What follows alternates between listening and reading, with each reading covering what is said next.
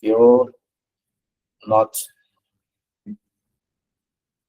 Then this is multiplied by Q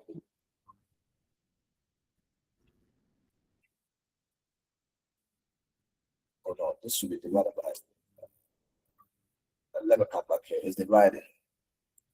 So let me come back to the law. So yeah, this is the field. It's F divided by Q naught, not multiply. So we have this. This is wrong.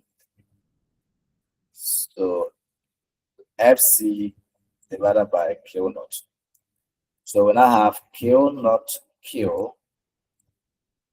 That is our force. Then divided by 4 pi epsilon naught r squared. Then this is also divided by Q naught. This Q naught from here. This Q naught. So this is like 1 over Q naught. Okay. Then the direction will still be at your R. Then I can cancel this Q naught with that. And my electric field will now be expressed as Q over 4 pi epsilon naught r squared in the direction of R cap. So this will be the electric field expression, and you need this when you are solving problems. Okay, so this formula is just for a single charge. When you're talking about just a unit charge. So let's say the expression star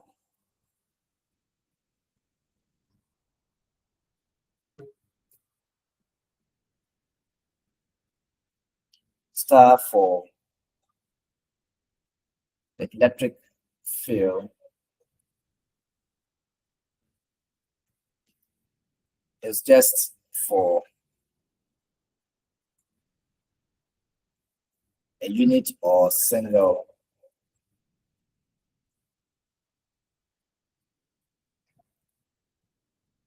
charge. Okay. So now let's see if we have a group of charges that we now want to find the electric field. So you have more than one charge. So for a group of charges,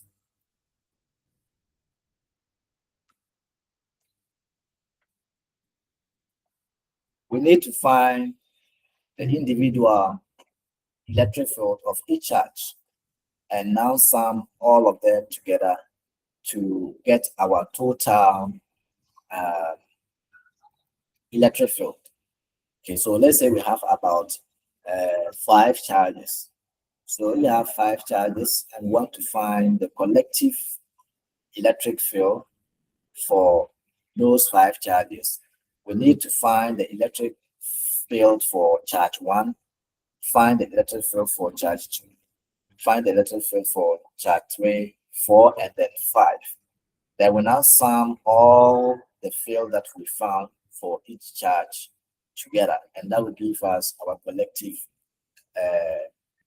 field. So we are going to write our field as the sum.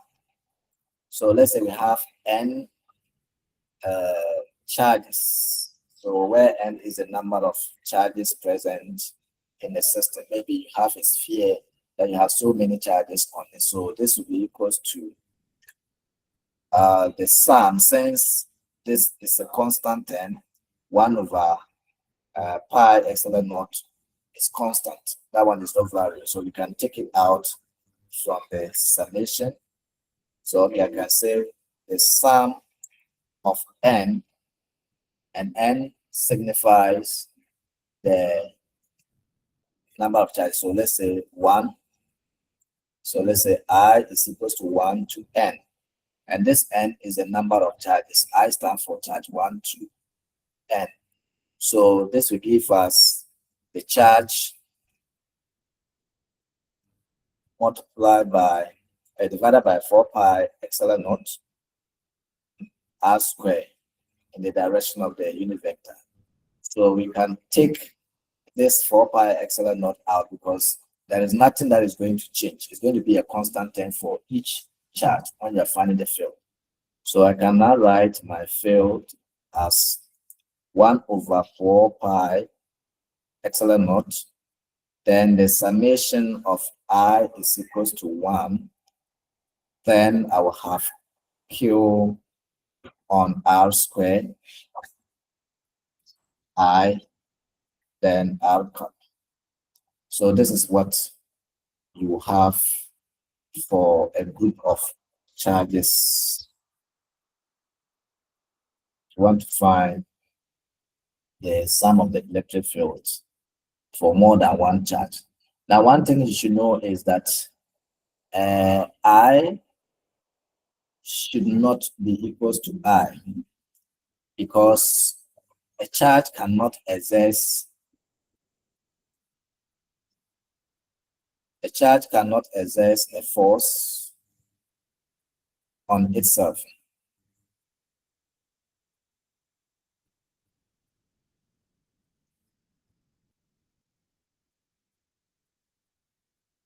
Exerts a force on itself. So we are not starting the same charge. So it should be a charge with another one, with a test charge. Okay.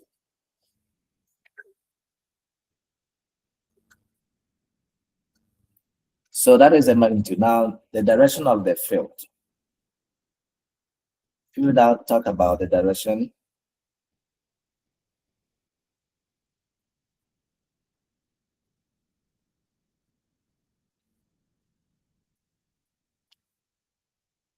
so for the direction, you need to have the charge and then the text point or the point charge. And that will give you either the force or the field is going to point away from the source charge or is going to point away.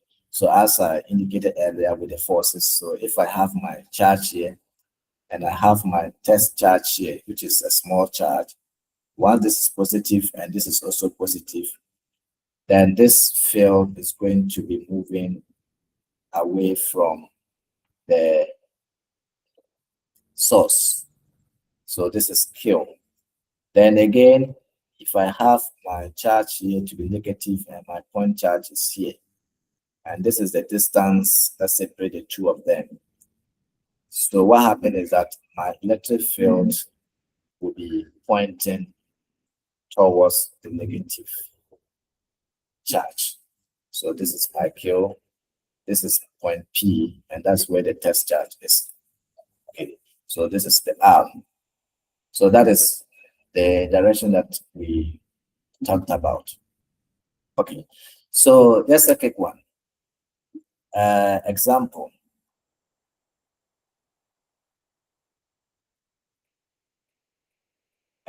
So having established the relation for an electric field or charge, we use it to solve a problem. So a positive, so let's say a positive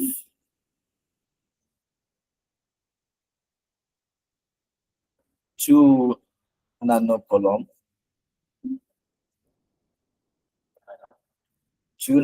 charge is placed.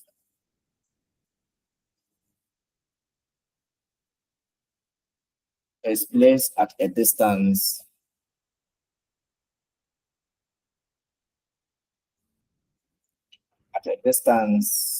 r from a -8 microcoulomb charge.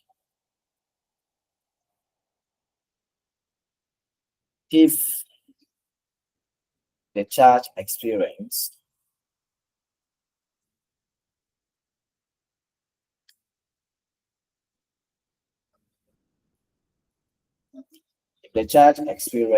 a force of 400 Newton,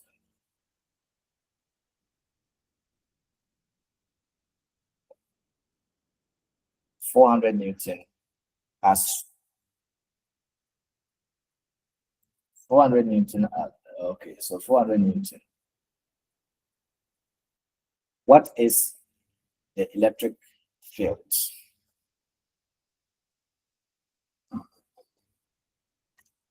What is the electric field?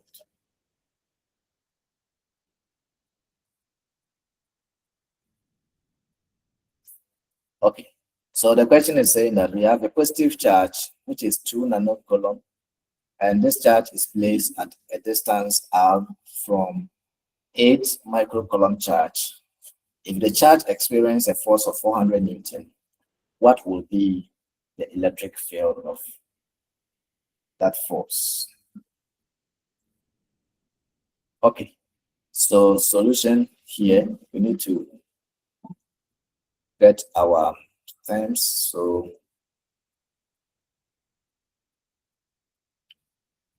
So first of all,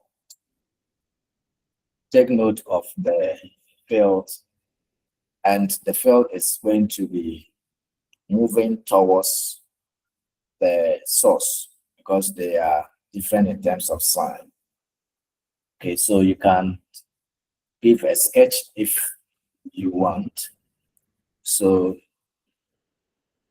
we'll sketch this and then this. So the negative one was given as, so let's say this is negative charges dissipated here. And this was given as minus 8 microcoulomb. So this is microcoulomb. And this is plus 2 nanocoulomb. So this is the distance between the two. This is the distance between the two. R. So now you ask yourself, which direction will my electric field point? So I'm having negative and positive, but the direction normally comes from the positive charge. So it means that this is going to be pointing to the left, that is towards the source charge. So this is what you have. Okay, so after sketching this, it will give you a clear picture to solve. So you now go ahead and then write your formula. I know from theory that my electric field is equals to the Coulomb force or the electric force divided by my charge. Okay, so this would be force was given as 400 and it was divided by the charge, which is 2. So let me specify this plus. So 2 times 10 to the power minus 9 coulomb, because we're given this is the same thing as 2 times 10 to the power minus 9. That's the mean of the nano. 10 to the power minus 9 coulombs. And this one is the same thing as minus 8 times 10 to the power minus 6 coulomb. Micro means 10 to the power minus 6. Nano means 10 to the power minus 9. So from the formula that we saw above, that is that the electric field force is divided by the positive charge, that's the test charge. So we are given 2 charges, but we use a positive charge to do that. Okay, so if we simplify this, we'll get our answer to be 2 times, because 4 divided by 2 is going to be 2. So you have 200, that is 2 to the power 2. Then this is 9. When you send it up, it becomes positive. So that will be, to those who calculator, you can confirm, but I think it will be 2 times 10 to the power 12 Newton per column. So you can confirm with the calculator if my figure is not right. Okay. So that is how you will solve it. Please, are we following? Yes. Yes, sir. Yes, sir. Okay. Yeah, is someone raising the hand? Okay. Sir, I think it should be 2 times 10 exponents 11 rather. Okay, that's fine. So that's 9 plus 2 is 11. Okay. So this is raised to the power 11. Okay, so let's try another one and then move on. Example number 2.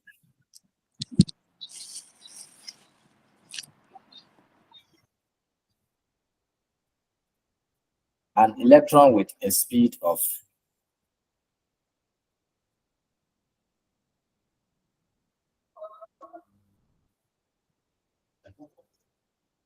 with a speed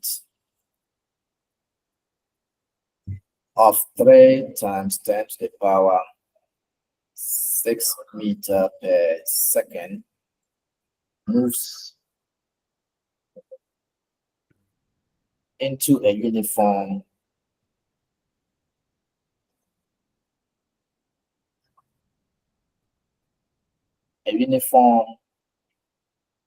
electric field of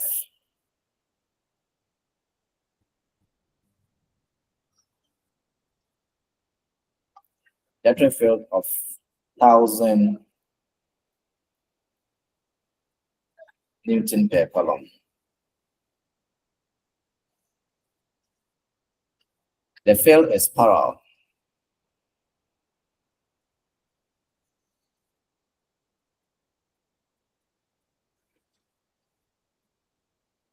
The field is parallel to the electrons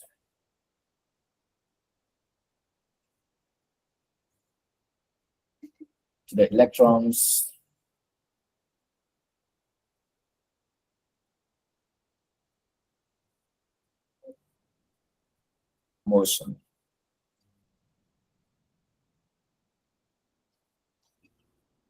How far does the electron travel before it is brought to rest?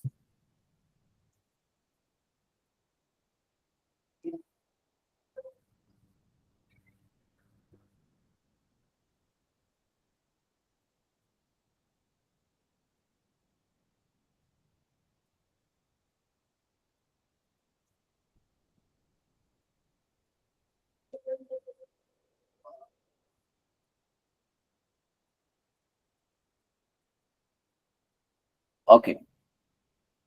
So there's a question. How do we understand the question?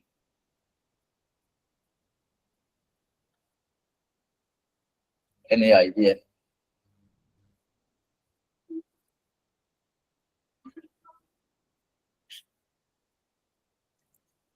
Okay. Now the question is saying that we have an electron which is moving with a speed of this. So let's say the velocity of the electron is equals to 3 times 10 to the power so positive 6, not minus, positive 6 meters per second. Now, these electrons entered a field of force, a field that is E, which is equals to 1,000 Newton per coulomb.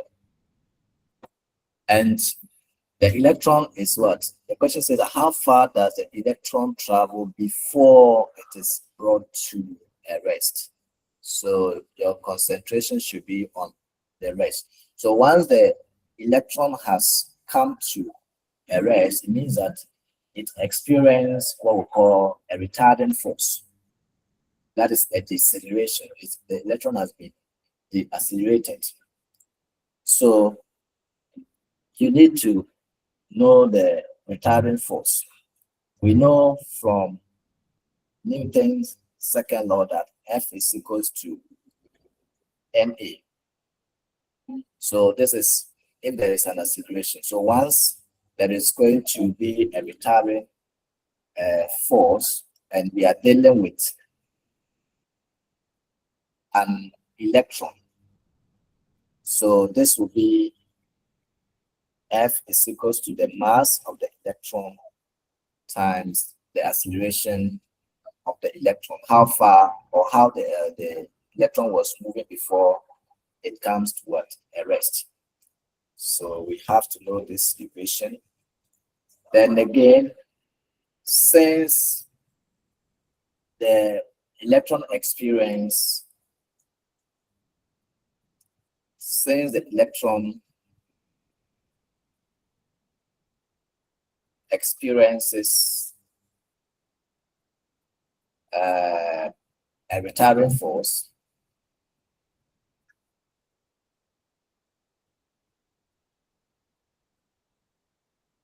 then the electric force has to be equals to F is equals to minus QE. Okay, not positive, so it is decreasing, so you need to negate this. Okay, so the negative sign of the field shows that the electron is being brought to a rest, so it is decreasing, the force is decreasing.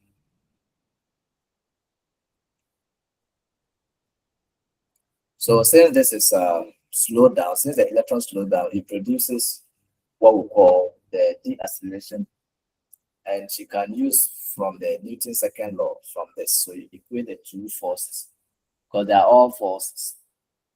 Okay, so this is equation 2. Then from equation 1 here we can make A the subject from here because our interest is to find the acceleration of the electron, because we are talking about how fast or how far it has moved before it comes to the rest. So you need to get the acceleration that it is moving with. So the acceleration will help you to know whether the electron has traveled a longer distance or a shorter distance. So if you have a very large acceleration, it means that the electron is moving fast enough and it can cover a larger distance before. Okay, so from equation 1,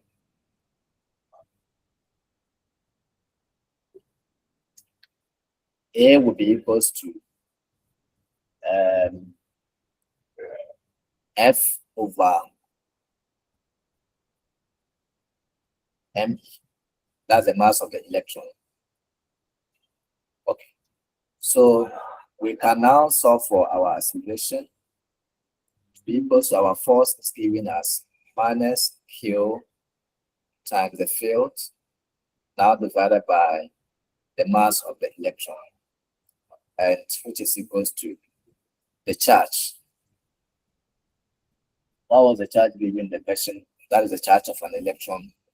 So though it didn't specify that this charge, but since it's mentioned electron, you should know what the charge of an electron is. So the charge of the electron is 1.6, but there's negative, so minus 1.6 times 10 to the power minus 19. Then multiply by the field, which was given as 1,000.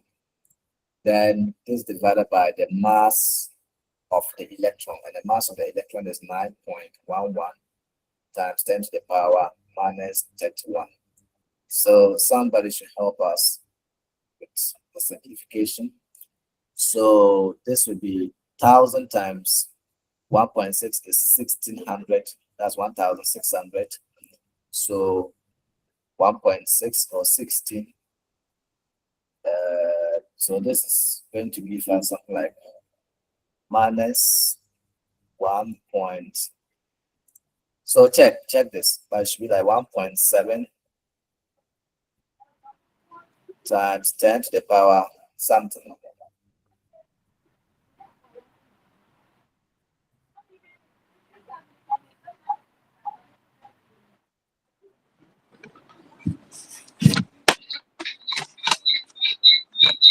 Please unmute yourself.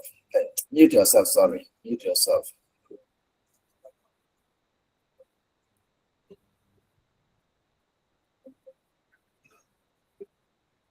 Yes, what answer are we getting?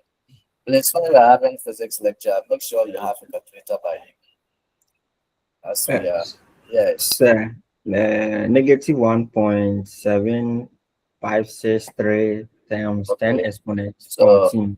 563. Yes, please. Okay, so you can say 576 to 2 decimal places. So 76 times 10 to the power 14. 1 4. 14. Okay, meter second square, because we are dealing with acceleration. So the unit is meter second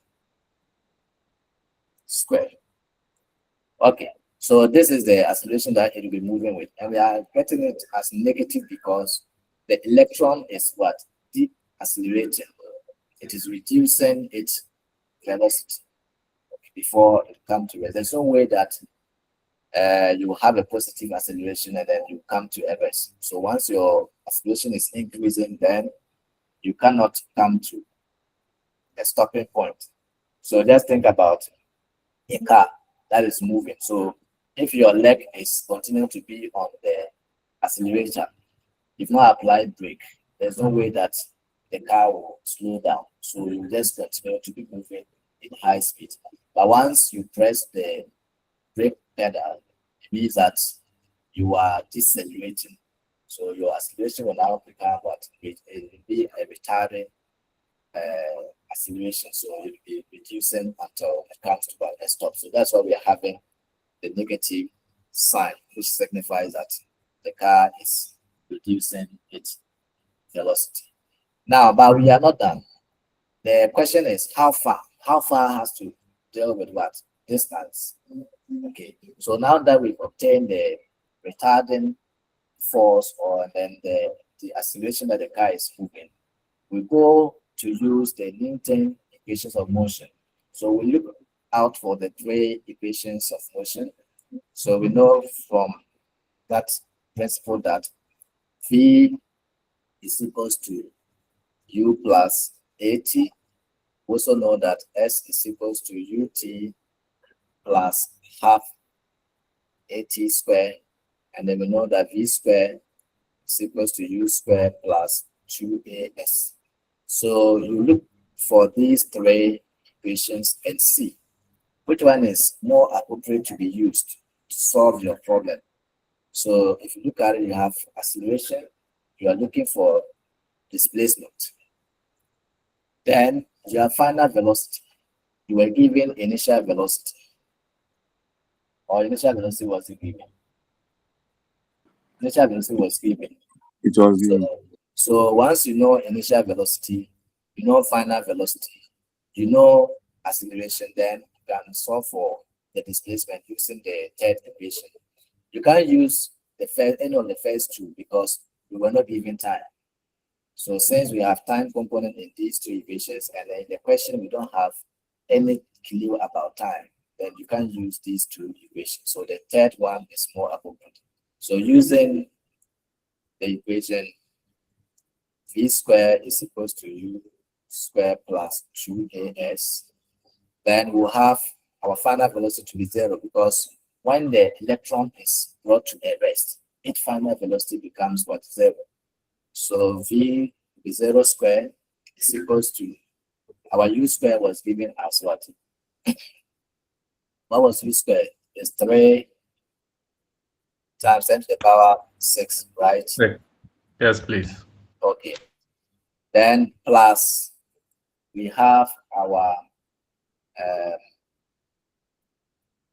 2 multiplied by our deceleration was given as minus 1.7 times 10 to the power, was it 14? No, it's 756. I think we're having 7, 6, So we take 76 times 10 to the power 14. Am I right? Yes. So 14. Then multiply by our displacement, the x. So since we are dealing with the horizontal direction, we can use x, or you can still use the s. Doesn't matter. So s. Then we make s the subject. Sir, Okay. Yeah. please, we didn't square the The initial velocity. Okay.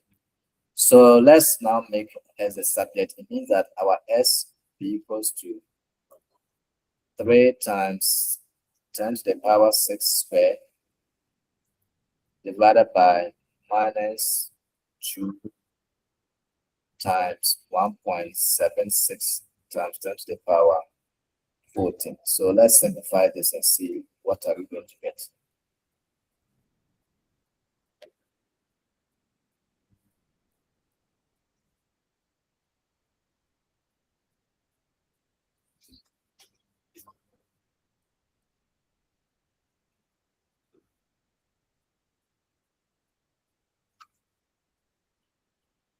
Yes, what are we getting, please?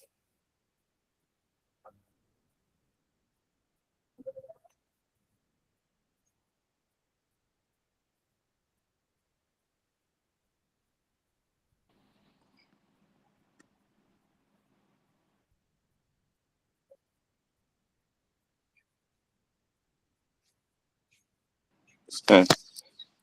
I got minus 2.55 times 10 exponent. Minus Uh, times- 2.55. minus 2.5. Yes. So times 10 exponent negative 2.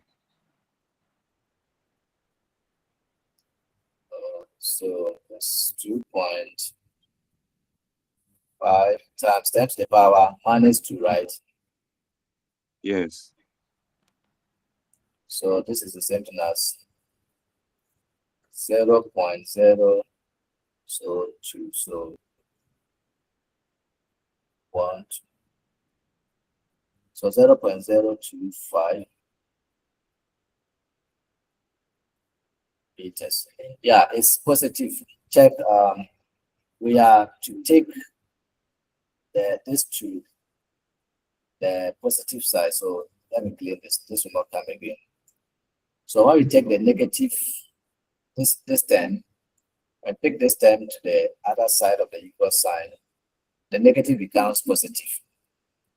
Okay, so it will be 3 exponent 6 squared divided by 2 times 1.76. So the answer is positive. And you know that we are dealing with distance. There's no way that distance will be negative. So this would be how far or how long the electron has traveled in 1,000 Newton per Coulomb field with a velocity of 3 times 10 to the power 6 before it comes towards a stop. So it will move through 0.025 meters before it can come to a rest. Do we understand? Yes, sir. Okay. So the next thing we'll be looking at is electric field due to dipole. Electric field due to dipole.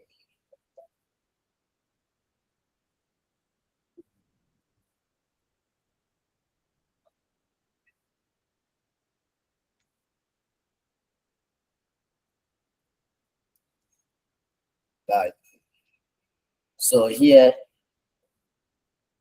we already know electric field. The new term we are introducing here is dipole, and di means two. So pole has to do with the polarities. Okay, so we are talking about different charges, positive and negative charge. So we want to find an electric field that exists between two different charges. So dipole means same charges and charges with the same magnitude, but what different sign. That's the meaning of dipole. So the charges, they have the same value, but one is positive and one is what? Negative.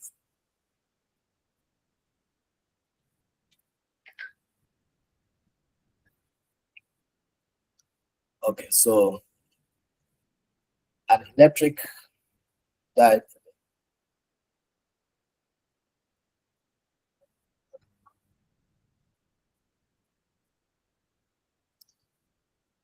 is formed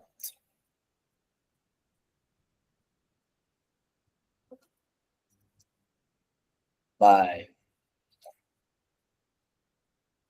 two opposite charges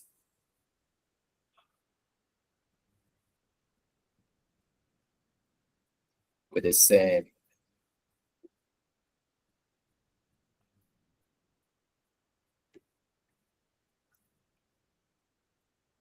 magnitude. Okay, so e.g. we have Q plus and Q negative. So when you take the electric charge that we have, Q positive to be 1.6 times 10 to the power minus 19 coulombs, and then Q negative will be minus 1.6 times 10 to the power 19 coulombs. So you see that in terms of magnitude, the values are same, but the sign differs. So let me complete that are separated by a distance. So separated at a distance.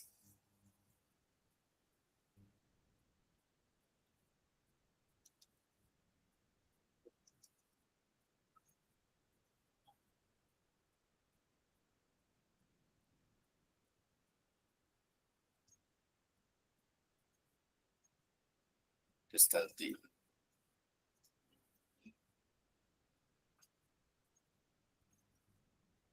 So if I take this charge and this charge, so the distance between this is D, then this is Q plus, and this is Q minus. So I can say this is minus 1.6 times 10 to the power minus 19 coulombs. And this is equals to 1.6 times 10 to the power minus 19 coulombs. So in terms of magnitude, if we ignore the negative sign, you see that they all have values of 1.6 times 10 to the power minus 19, okay, which means that in terms of their magnitude, they are the same thing, but they have different polarities. So that's why we are saying that they are dipoles. They also have what we call a dipole moment. So once we have a dipole, then get a dipole moment from the two poles. So in terms of the dipole moment, they are symmetrical. So they are evenly distributed. So you can the magnitude of the field is also going to be the same thing. But one will be negative, the other one will be positive.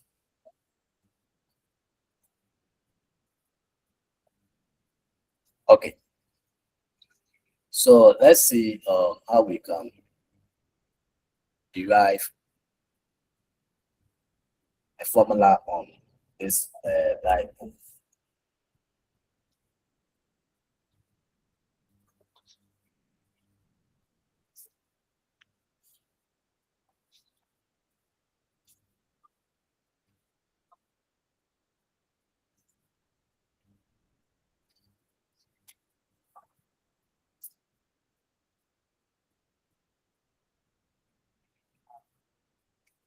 So the dipole moment is this.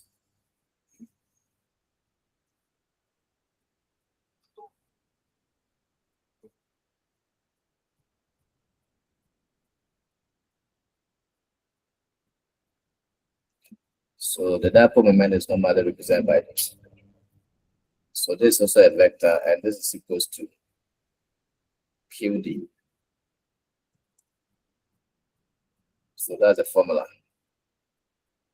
So you pick one of the charges value, multiply by the distance of separation, and that is what we call the moment. Because we know that moment is what? Force times perpendicular distance. Okay.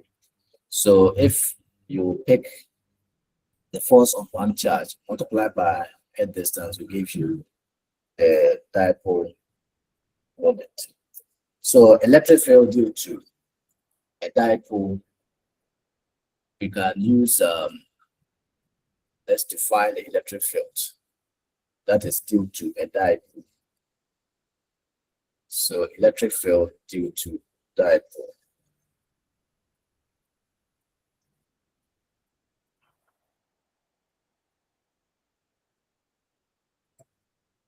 In other words, due to two poles. Okay, so let's say we have two charges that are placed along the vertical axis. So we have the charges put here. And these two charges are separated by a distance d. So that's the distance between the two charges.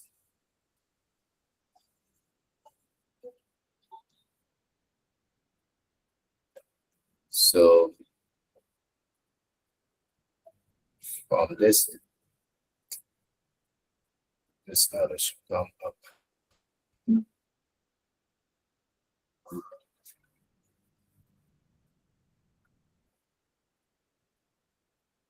Okay.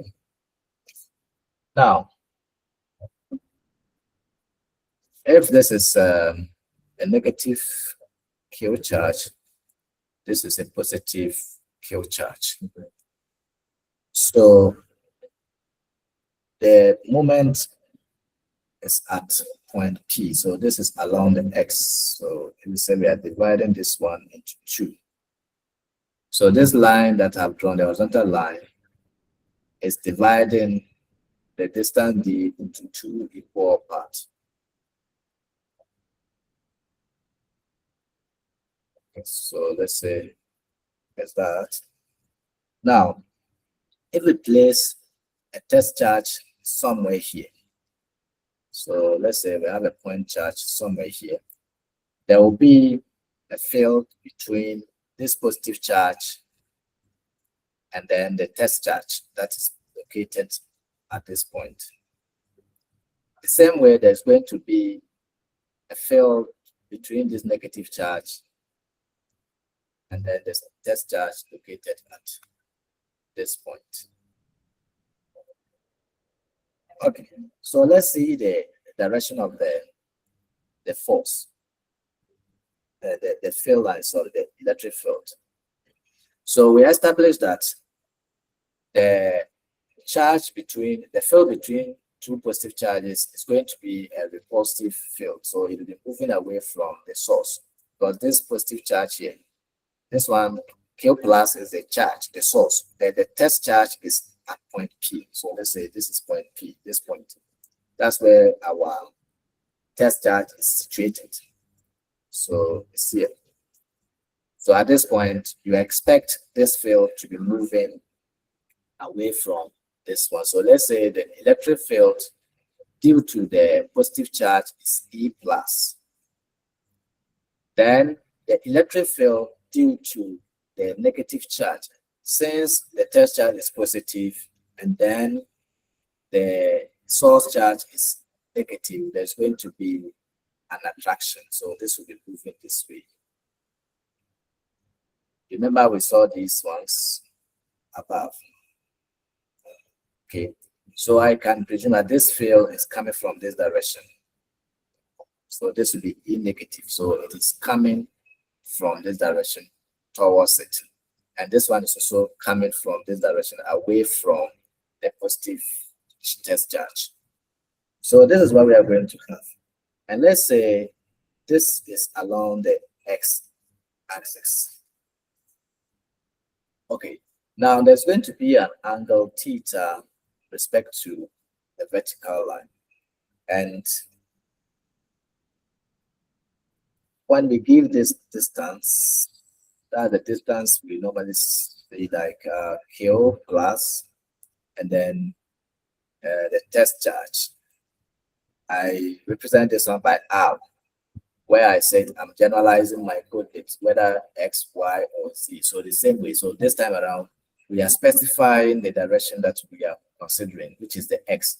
So it means that the separation between my charges and then the test charge is now going to be X. So this distance is going to be X instead of the R. I'm now limited myself toward the X direction. So everything is along the X. So this would be the distance between the test charge and then that. So this is X here. So what we are seeing here, this is X. Okay. Now per geometry, you can see vividly that this angle here is the same thing as the angle here. Because you have a straight line and you have another straight line here. So the line cutting across these parallel lines. So you can see that this angle is the same thing as the angle here. So we are applying the same loop there. So it means that theta is here.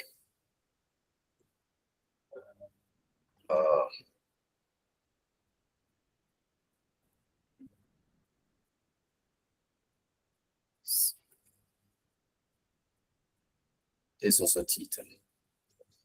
Now, I can also say the angle between the electric field line that is coming from the positive charge and that of the parallel line is the same thing as that electric field that is also coming from the negative, because they are all the same thing.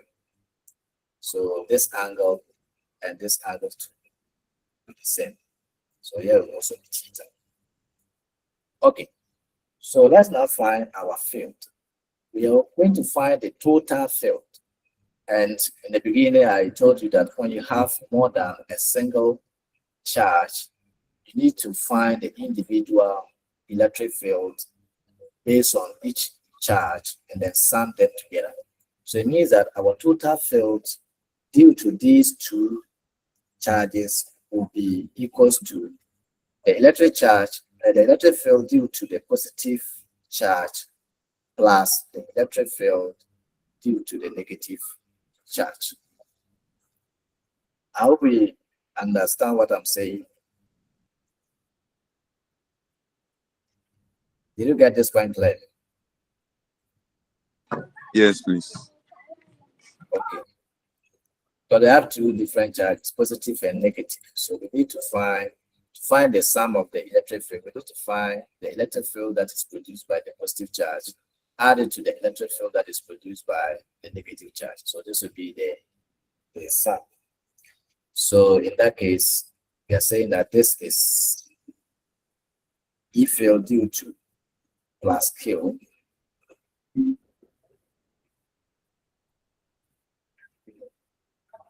due to the plus Q, and this would be the E field due to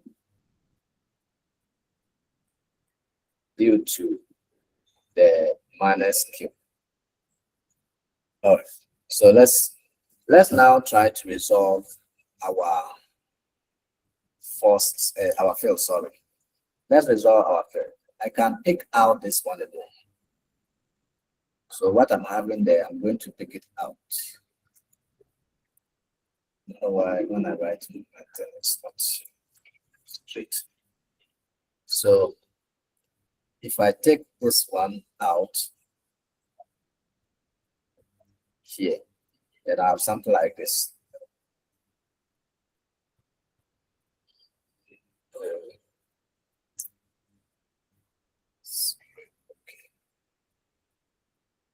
I have something like this. Okay, so let me presume that it's like this. Though it's not quite literal.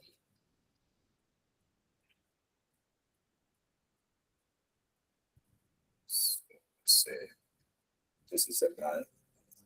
So I will fill here. I will fill here. And this angle here, there is an angle here. So this is E negative. And this will be E positive.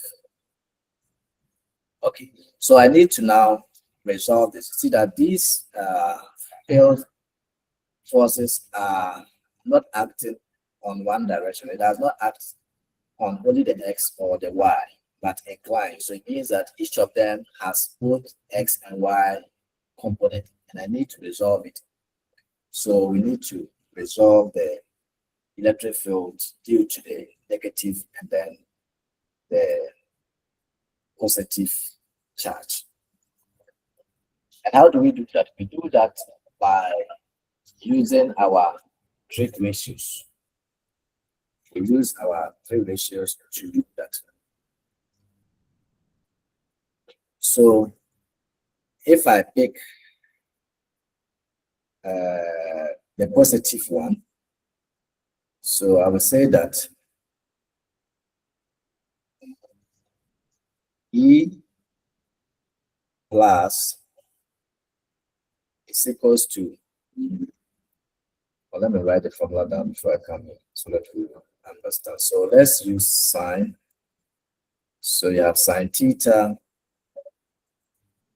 to be equals to opposite over hypotenuse, and cos theta to be equals to adjacent over the hypotenuse.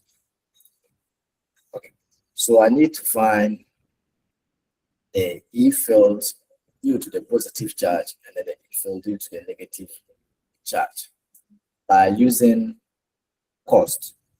So if I use cos theta, so cos theta will be equals to the E field. So here on this side. So this side, my cos is going to be opposite at adjacent, and adjacent is going to be Y. I don't know whether you can see from the diagram where the angle is.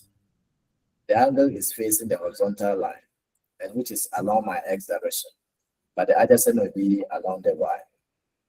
Okay. So cos theta will be equals to Y divided by E negative. So therefore, my Y will be equals to E negative cos theta. I hope you can all see that. Yes.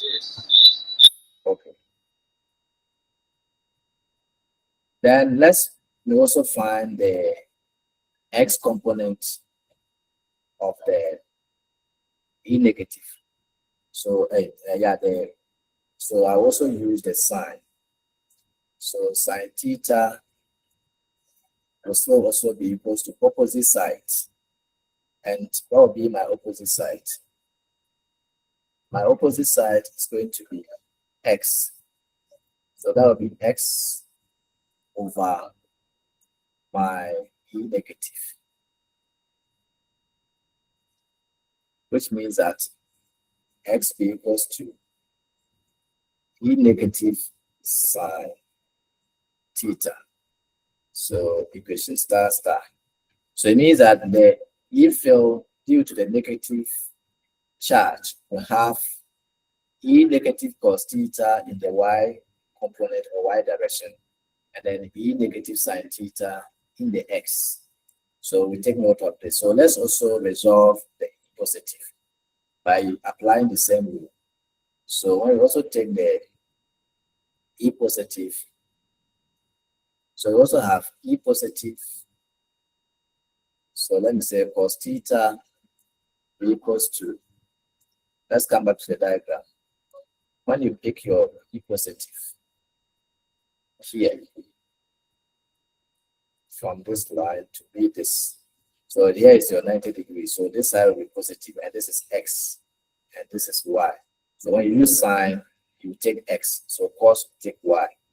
So since I'm using the cos, it will be y. So this one will be y over e positive, which means that your y is equals to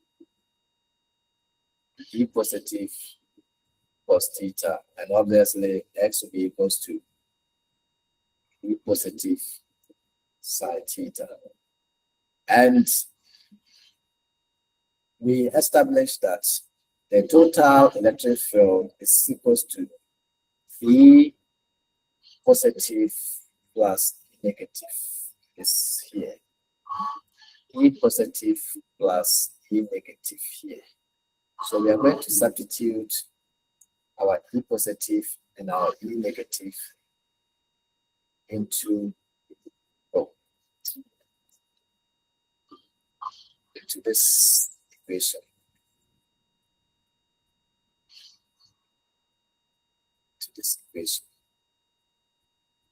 So each of them has x and y. Okay, so let's go and do that. But let me clear something here. I know something I'm supposed to add. So look at the down part. See, for the down, either the positive or the negative, you are going towards the down direction. That is for E positive and E negative. But when it comes to the horizontal movement, the E positive, you are moving to the right. Look at it this way. E positive, the x goes this way. You can see that we move this way to meet the direction of the E positive. But the x negative, the E negative, this one, we have to move to the left to also meet it. So it means that this value here will become negative when you are applying your number line. Because going to the left is negative, going to the right is positive. So it means that this our x coordinate along the E negative should be negated. So this one should be negated. This is negative. But in either case, for the y, we have to move towards the negative y direction. So we are in this zone, so we are coming down for all, but the horizontal that is changing. Okay, so let's now go and sum them. So, but we are saying that the total E field will now be equals to, we have the E positive, we're going to have E plus cos theta plus E plus sine theta, then plus the negative. We have E negative cos theta, which is positive. So plus E negative cos theta, but minus E negative sine theta.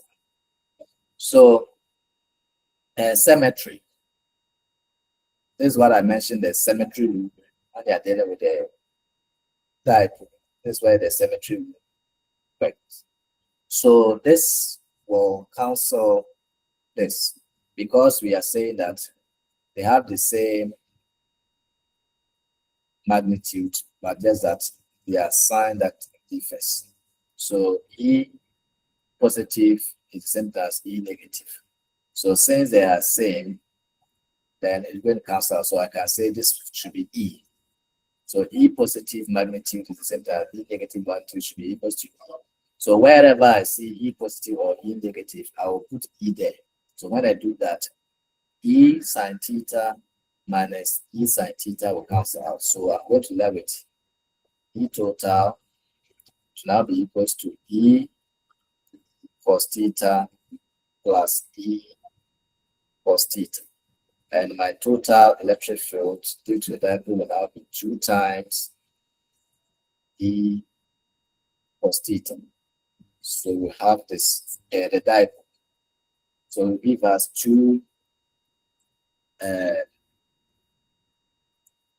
2E cos theta. Now I'm going to substitute this one into the formula that we saw for the electric field. Okay, so in doing so,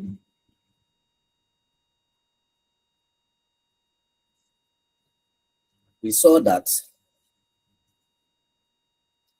because I've not been labeling my equation, but let me say this is equation, let me just say 1 from here so that I can make reference to that. So we saw that the electric field was defined as Q over 4 pi epsilon naught r squared. Remember we saw this epsilon naught r squared and in the direction of what r. And this thing is not arranging my writing. Let me write it straight.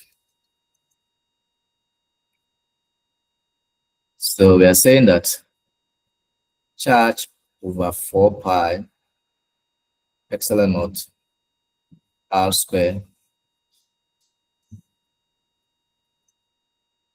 r cap is my electric field. So if we now substitute this to equation 1, so you put equation 2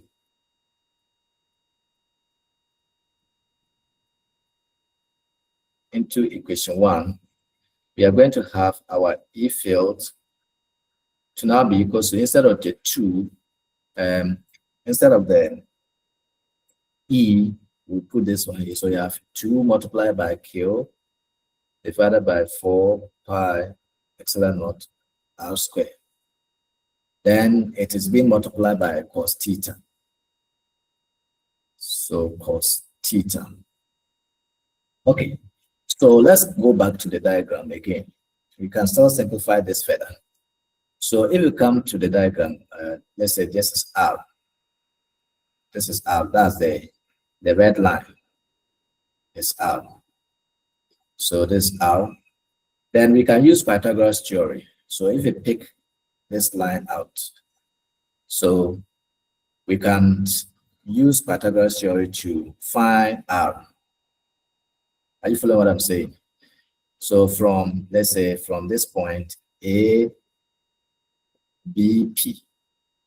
So you pick angle A, the triangle ABP.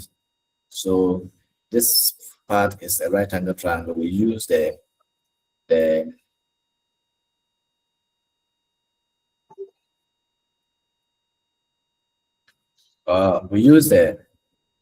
Pythagoras theory to find the longer side.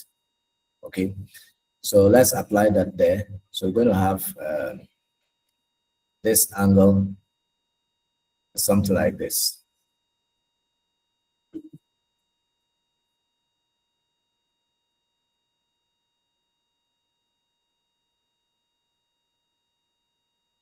So this is our R, this is a theta, this right angle triangle. So this way I was saying A, B, and then P. Now, I know that this line divided the separation between the charges into 2. So instead of D, here will be half of D divided by 2. But we are taking half of D from this part, the upper part of the angle. So it's half of D. Then here will also be X. Okay, so using the Pythagoras theory to find the displacement R, we're going to have, using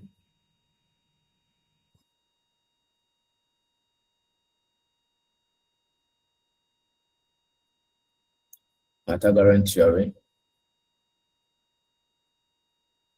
So we have R squared is equals to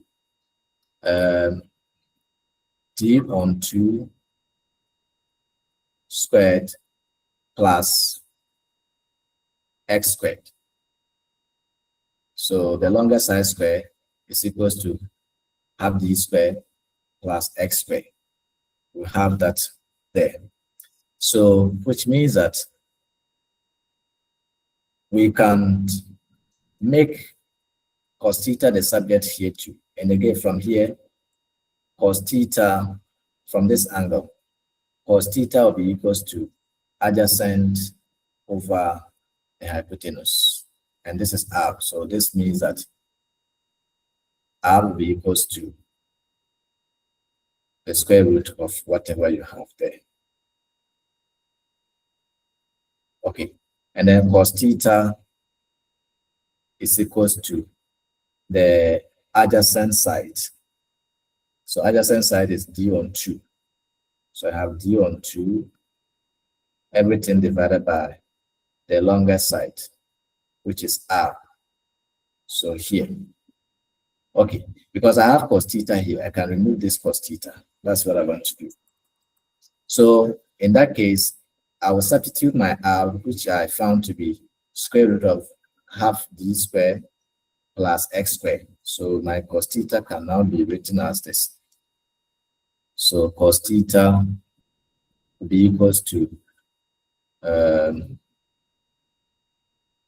half d. So d on 2, everything divided by root of d on 2 squared plus x squared. So let's say this is equation number 3.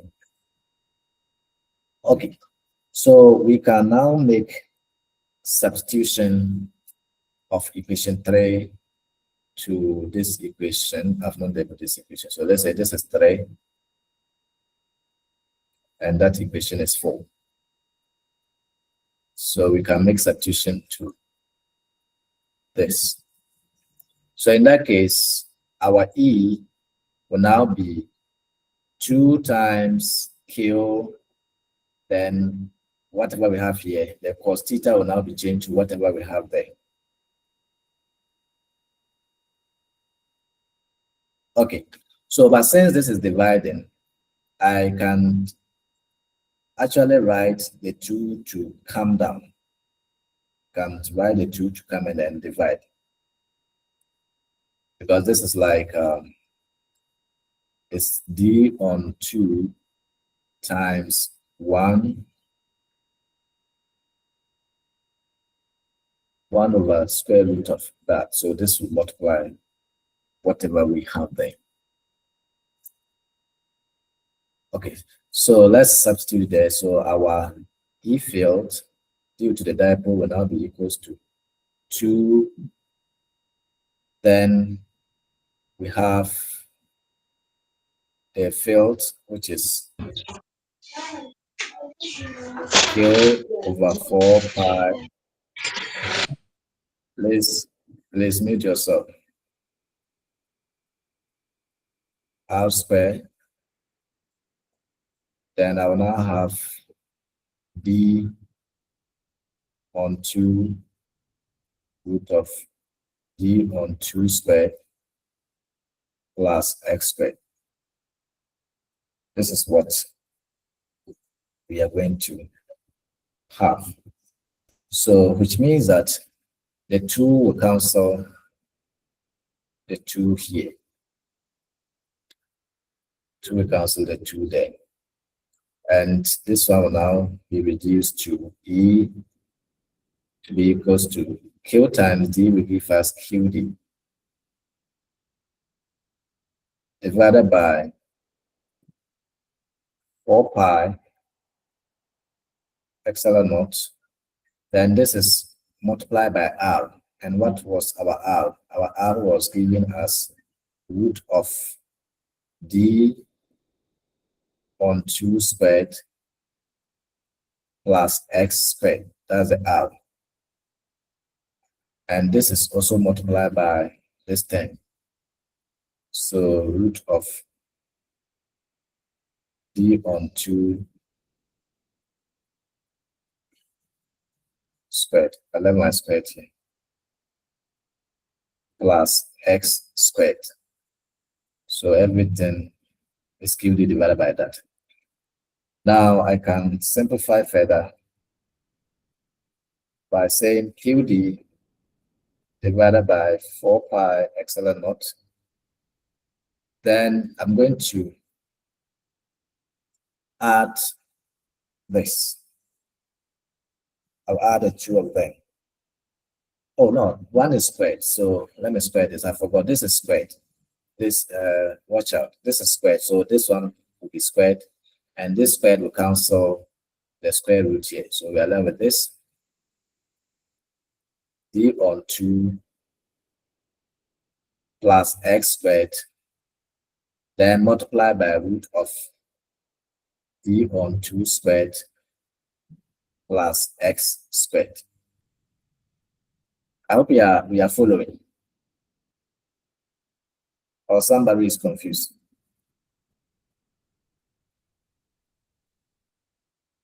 Hello, are we online? Yes, Yes, please. sir. Yes, No please. problem.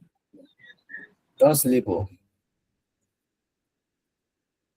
Okay, sir. you're dozing off.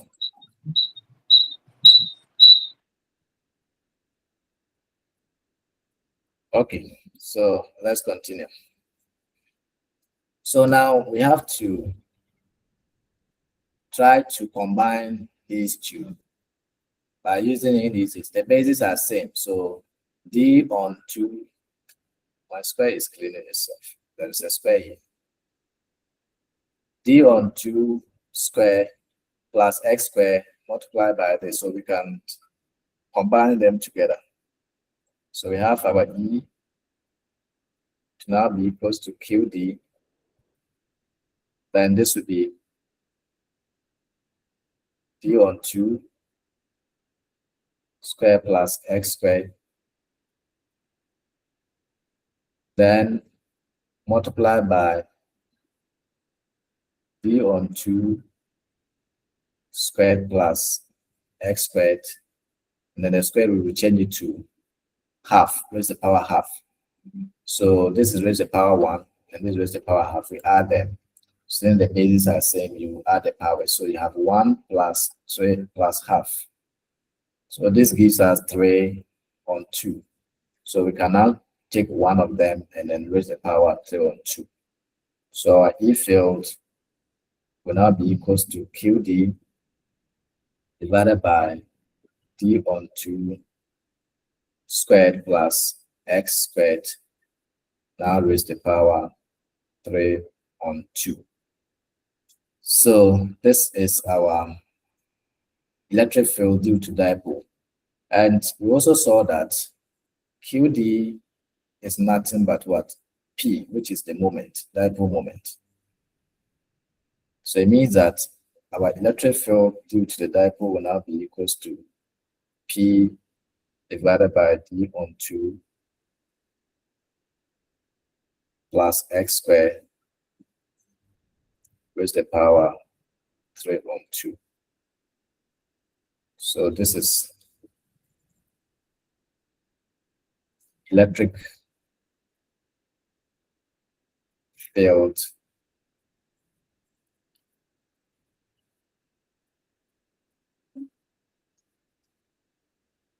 due to dipole,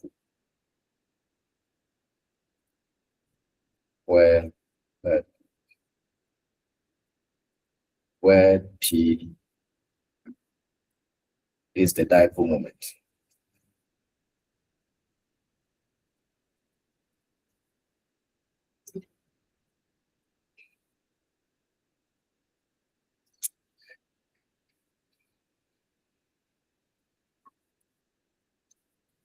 So it's a dipole moment. Okay. Any question, please?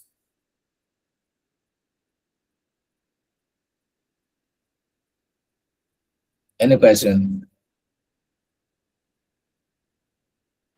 No, sir. I have a question. I have a question for you. Yeah.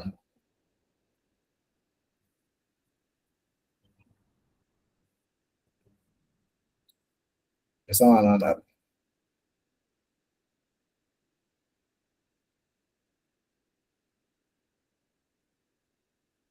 Okay. I thought someone's voice is there. Please unmute yourself and talk when you are testing. I can't have access to your message. You said you are confused with the last part. Mohammed,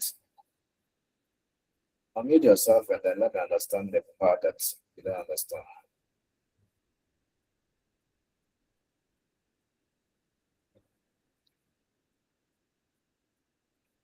Okay, so let me take you back a bit and then explain to you. So what we are saying is this. We discuss about dipole, which I mentioned that dipole basically talks about two charges that have the same magnitude but different sign or polarities. That is a charge of 2 microcoulomb and another one minus 2 microcoulomb. So you see that the numbers are same, but one is positive, one is negative. So you are doing a positive charge and a negative charge. Now, if you place these two charges along the vertical axis, now each of these two charges is going to produce an electric field due to the test charge that you position along the horizontal. So the sketch you are seeing here represent dipole. Dipole is what? The charges are different in terms of sign. So I have plus Q and then minus Q.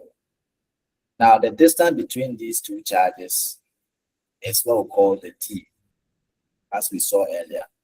Now you place a test charge, which is a positive charge, along the X, some distance away from the origin. So we are saying that that distance is X. Now there is going to be a test charge, an electric field coming out from the positive charge with the test charge. And since they are all positive charges, we have this electric field to be repelling or moving away from the positive charge. Then for the negative charge, since we know that positive, negative attract, the electric field from the positive test charge moving towards the negative charge. So it presumes that it is coming from this side through the test charge to the negative charge. Okay, so if the field made an angle theta with the vertical, so the geometry, that's angles, use the properties of angles, we have these equalities coming in. So this angle is the same as that. Then we need to resolve each of the field due to the X and then the Y coordinate system, because the field is neither acting horizontally or vertically. But since it acts at an angle, it means that it has both the X component or both the horizontal component and the vertical component. So we are saying that when you have more than one charges and you need to find the total electric field due to those charges, we have to sum the individual fields together. So that's why we saw the formula as the E field is equals to the summation of I is equals to 1 to N, where N is the number of what? Fields. Okay, so this one we are summing 2, so our N is 2. So we just have the E field due to the positive one plus the E field due to the negative one. Okay, so now these two fields, each of them has vertical component and then horizontal component. So we need to resolve them. So this is what we did here. So when you look at this part, so let me label my quadrant. Let's say we have 1, 2, 3, and 4. So the fourth quadrant, that is where we are talking about the negative electric field. So the negative electric field is moving diagonally to the left.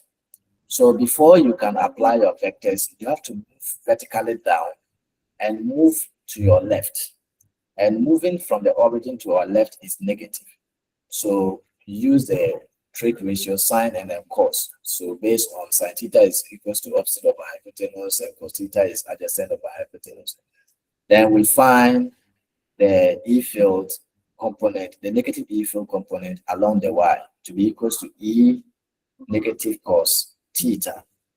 And also find the negative E field component to the X, and that becomes minus E sine theta. And I am saying that this negative sign is coming as a result of this direction. We are moving towards this direction. So that's negative. So you have to descend to the negative Y and then move to your left. That's the negative X. Then when you also come to the Y and to the positive, that's the third quadrant. That's the positive E field. You also descend down and then also move the same way to the left. And you can tell that if I have a number line, this, from my origin to positive 2 and to my origin to minus 2, if I sum up this, I will get 0 because the magnitude are same. So negative, positive will cancel out. So this is what we talk about, the symmetry. It's like a mirror. It's a picture, a reflection of the other. Okay, so we talk about in dipole moment, wherever you are considering, then there is a symmetry that one coordinate will cancel out, leaving the other for you. Okay, so the horizontal component of the two cancel each other because we are dealing with the same magnitude, but what? Opposite sign. So that is what happened here. So we now substitute it to our equation that we are saying that the total electric field will be the sum. So when we do that, and we are saying that, okay, let the E positive is the same time the E negative, which is the same time now E. We represent it by E. So in that case, this will cancel that, leaving the 2 cos component. So we have E to be equals to 2 cos, 2E cos this. But we've already established a formula for this E. So that is what I brought here. The formula for the E is this. Now we are going to substitute this E into the E field due to the dipoles. And that was what we did here, and we have this. Now when we go back to the diagram, we can find for cos theta. So that is why I brought this diagram out. Then we use the cos. So from here, cos theta was defined as what? Adjacent. Adjacent A over the hypotenuse, the longer side. So the longer side is our R. So R, and the adjacent side is D on 2. Then we also use the Pythagoras theory to find R. So using the Pythagoras theory, we have the longest side square is equals to the sum of the square of the remaining sizes. So we are saying that R square is equals to half D square, half D everything square, and then X square. And half this D is coming from the distance between the two charges that we saw. This line separate or divided the separation into 2 equal parts. So that's why we are taking D to be half. So when we do that, we can substitute to find our cos theta here. And that gave us our cos theta to be equation 4. Then when we substitute cos theta as we were having here, in place of this cos theta, we'll put the value for cos theta there.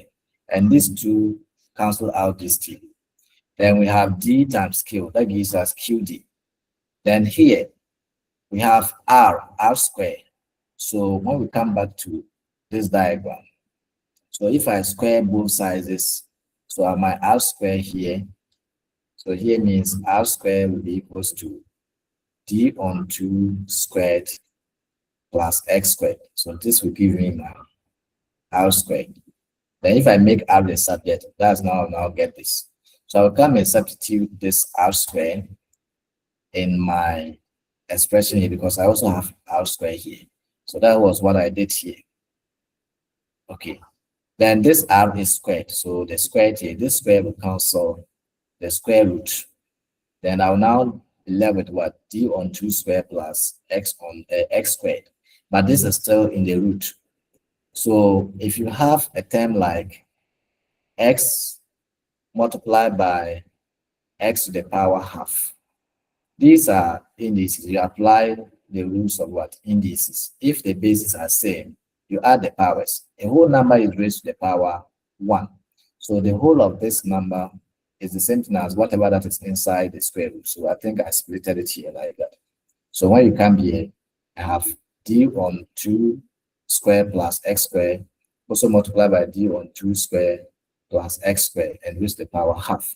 So since the whole of this term in this square bracket is the same thing as what is here, it means that the bases are same. So what I need to do is to add the powers together, and the whole number is raised to the power 1. This is square root half. So adding the powers will give you 3 on 2. So so I will now choose one of the bases. So just take 1 and then raise to the power 3 on 2. So, but we also saw that the dipole moment is what? The charge multiplied by the distance. So that is why I represent the QD by the P. And this is now the final expression that you obtain for 2 charges. The electric field that you will get for 2 charges with the same magnitude, but what? Different polarities or sign. So that's what we call the dipole. Did you get it now? Yes, sir. All right, so let's proceed. Okay, so now we saw it just as a separate charges, but if you now have what we call a continuous charge, so you have so many charges on a sheet of paper or on a line or an electrical wire, that you have 2 or many charges that are dissipated around. So how do you find the electric field of those instances? So let's see electric field of a continuous charge distribution. So that would be our next thing.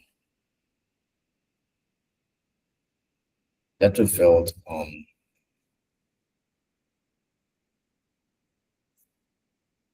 and I was saying that I have a question for you here, and then start talking about it. Okay, so if you look at this formula that we have, or this equation that we derived, what are the cases that you can observe? If x is far greater than d, what do you think will happen? When x is far greater than d,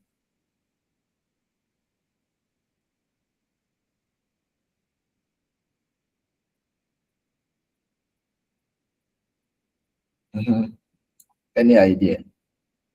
So let's say x is very large. So if x is very large, when you add a larger number to a smaller number, the smaller number becomes insignificant. Is that like pouring a cup full of water into the sea? The water that you are adding to the sea water doesn't add up to anything. So you neglect that part. So if x is a very large number, it means that you are going to have p divided by x raised to the power 3 on 2.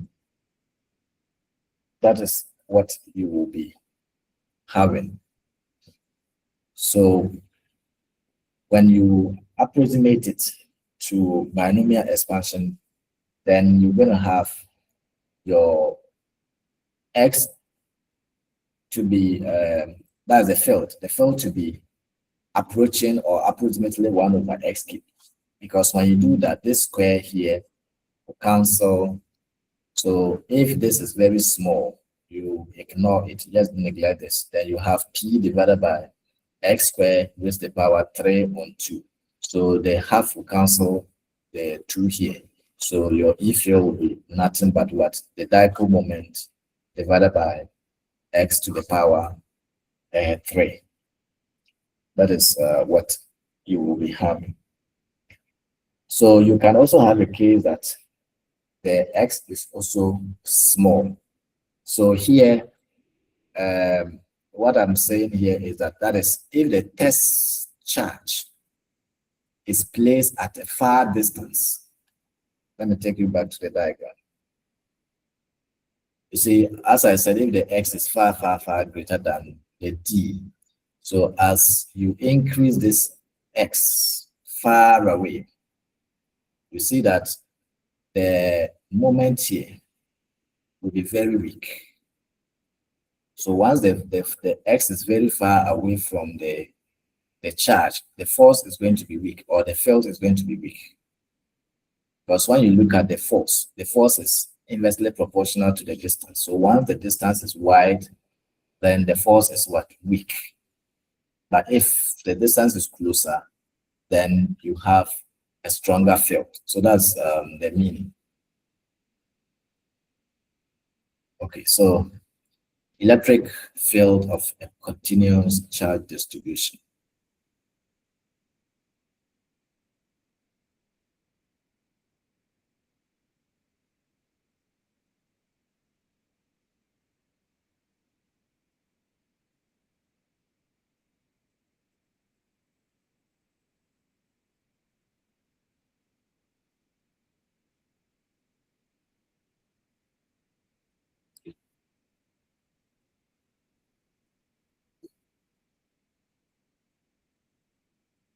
Okay. So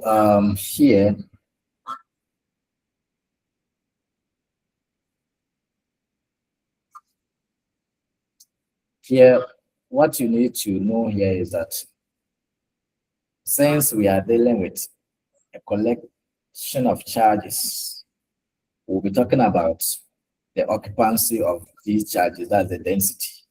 So depending on the shape that the charges are residing, we have what we call the volume charge density, we have the surface charge density, and we have the linear charge density.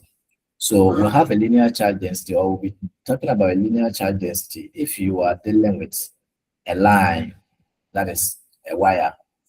These are cables. The charges are on the line. So you take the number of charges, or the total number of charges divided by the length of the line. So that will give us a linear charge density. Then if you are talking about a shape, either rectangular shape, circular shape object, which has two dimensions, then you also be talking about area, where you will also sum the total charges on that particular shape divided by the area, and that will be the surface charge density, or the area charge density. Then finally will be the normal volume. That is when you're dealing with what a three-dimensional system, which will give you volume. So you also find the total charge. Like for instance, when you're dealing with a sphere, the sphere has to have a volume. Dealing with a square, you can have an area there. Okay, so that is about the continuous flow. So let's look at these terms that I've mentioned. So when you talk about the volume charge density,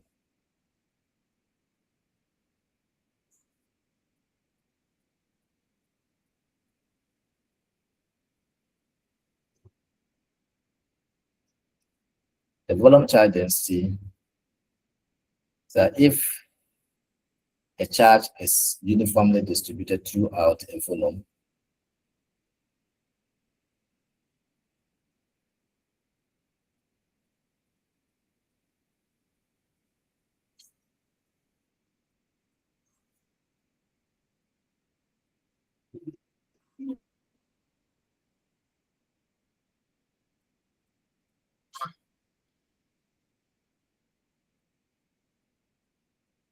throughout the volume V, then the charge density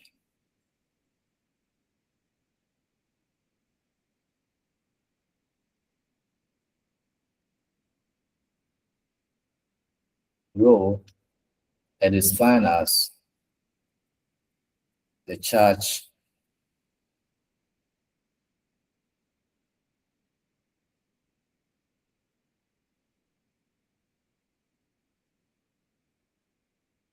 so rho is equals to charge divided by your volume. So we are using rho for volume density, and the unit is coulomb per meters cube or cubic meter.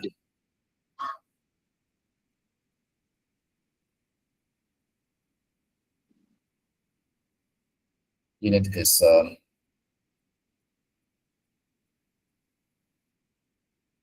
coulomb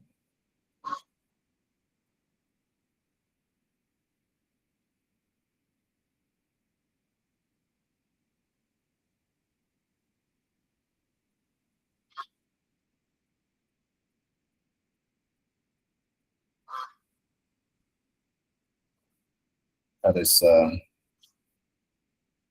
C per meter cube.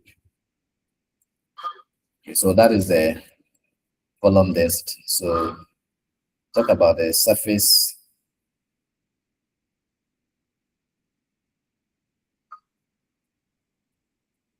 density.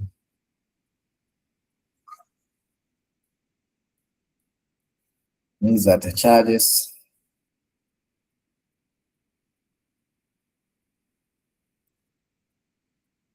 are uniformly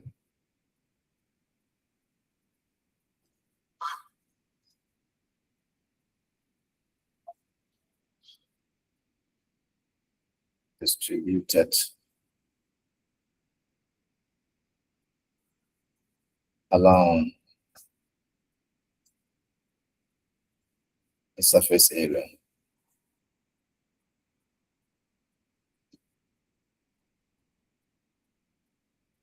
And it's also defined as this: sigma is equals to charge over A. So the symbol for the surface area is sigma, and the SI unit is coulomb per meter square. So that's the SI unit. Then finally, we'll have the linear charge density.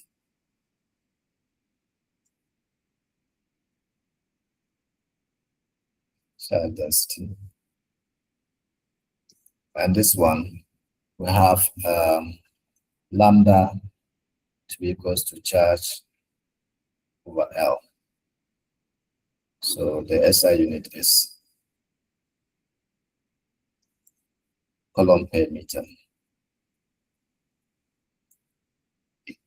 So you need to understand these terms because of the different shapes that we'll be dealing with.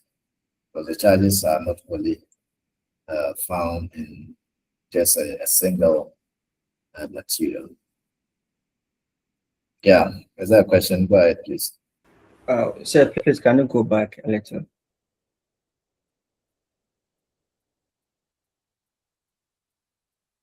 Okay, thank you. Now you can continue. Okay. So let's see if we have charges that are distributed on a volume. So if we take a shape for volume, let's say we have a shape, and volume you have to have 3 dimensions. So you have a shape like this, which is like in the form of a sphere. Now, within this volume, you have charge that is inside here. So we are calling that charge as the Q, because you are not considering the total charges that is inside the sphere, but you are picking just a portion within the sphere. So think about this. You have a football where there are a lot of charges inside the football, and you just pick one point on the ball. So like you are just picking out a small charge within the area inside or on the ball. Okay.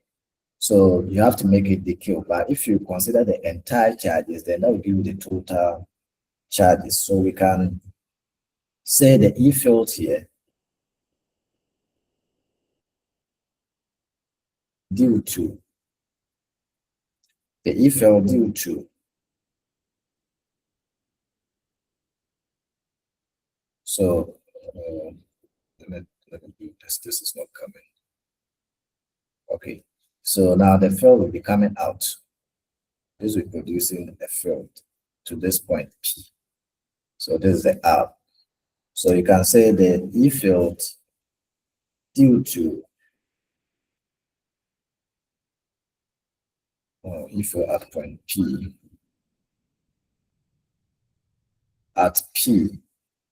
now due to the Q. So once you pick up the Q will produce an E field based on the charges that are around that particular point. If you also consider the entire volume, then it also gives you the electric field based on the entire charges within that. So now that we are picking just a portion within the sphere, so we are saying that the charge due to this at point P due to the Q will give you the E will be equals to 1/4 pi epsilon naught. Then we have the Q on R squared, then in the direction of R. So this is what you have. Now you have to find the entire charge distribution. So the E field due to the charge distribution within the sphere will now be written as this.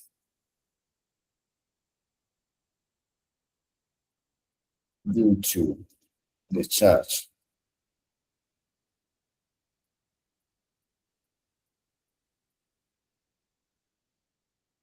distribution will now be E equals the integral. So since you are dealing with a volume, so you integrate a volume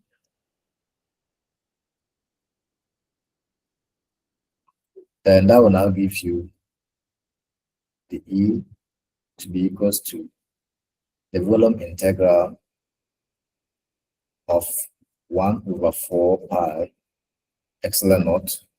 Then this will give you the Q on R squared along the R curve.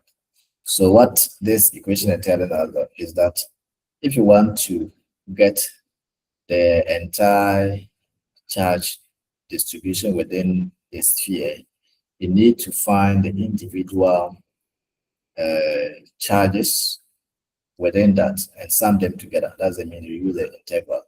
Now the difference between the summation symbol and that of the integral is this. This one gives you discrete particles. And this one, particles that you cannot count them. That's why you're using the integral. But this one does, you see, when we use that, we're saying that I is equals to 1 to n. So you pick 1, 2, 3, you can count them to the last one. But this one is like you are fetching a C particles or sum. So you see the C particles, they are too small in sizes and you can't count them individually to get a total number. So you employ the knowledge of what integral. So which means that the small portion that you've considered, it could be having tiny charges on them. So when you get each smaller tiny, so let's say we divided this into equal parts. all this is being demarcated within the volume. So once you find for only the Q, then we sum everything over the entire small portion that we divided into, and that will give us the total charges that are distributed within the sphere. Yes, go ahead, please. So please, the DE, is it the D stand for what? The E is the electric field. The DE equals to 1 over 4 pi epsilon 0 times the charge, which is the Q over R squared, then times the unit vector over there. So the DE means is it via differentiate or is integration? Yes, integration. So you integrate, so it's like this. You find the gradient.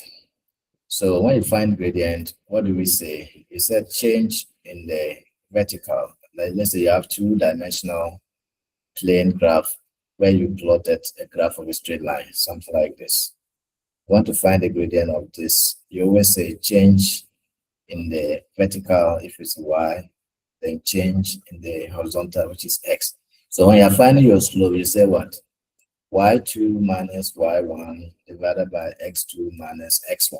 That's why you find it. So this is what? Change in y on change in x.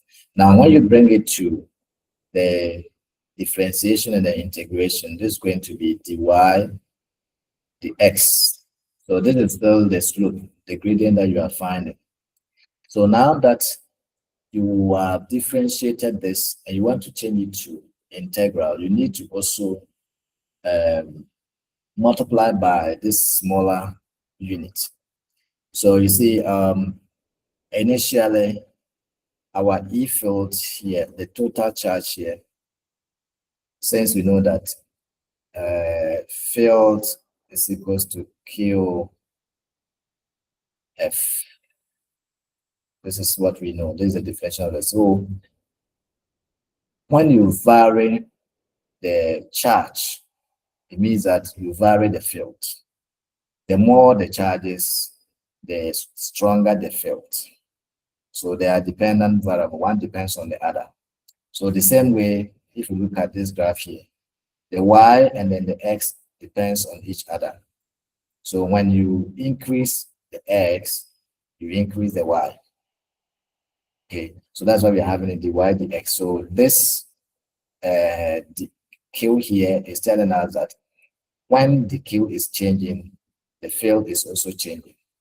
Okay, so when we take the integral of this integral sign will cancel this, and that gives us this capital E that we are having here. Then we now come and then integrate the q, count the smaller q to have a total q by doing the integration, and that will give us this total E. So don't confuse yourself with this d. This d is not distance. This is not distance. It's just a symbol for differentiation. Okay. All right. So if you don't take that, you think this is a moment. So because we saw that like QD was represented by Q, thing is a moment, but it's just a symbol for differentiation. Are you cool? Thank you. Okay. So that would be the total electric field that you will get. Now let's now shift this to the various shapes that we saw. We talk about the linear, the area, and then the volume.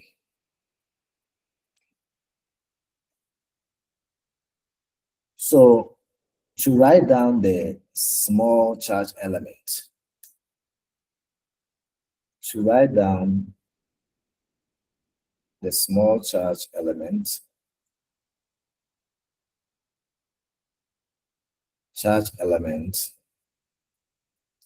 the Q in one dimension, so 1D. This one just talk about a line. One dimension means you're dealing with a line. So your dq, so for one dimension, dq will be equals to lambda ds. So when you are dealing with a line, that's a wire, your dq here that we are seeing here, this dq must be replaced with what? Lambda ds. That is for a line. Then when you are dealing with, so where lambda is what? Linear charge density. We saw it.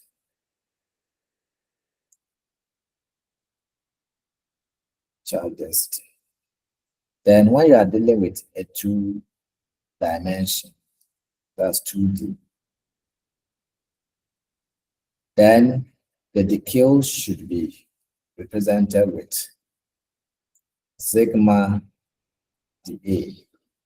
And we also know sigma, area density.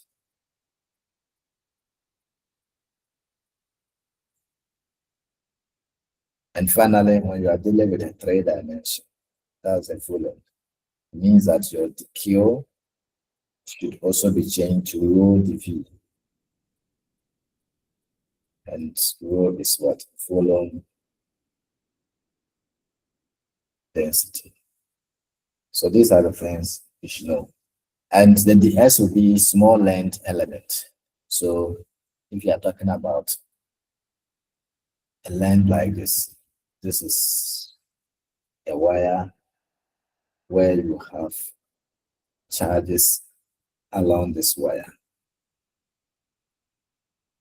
So the entire length of this wire will be S.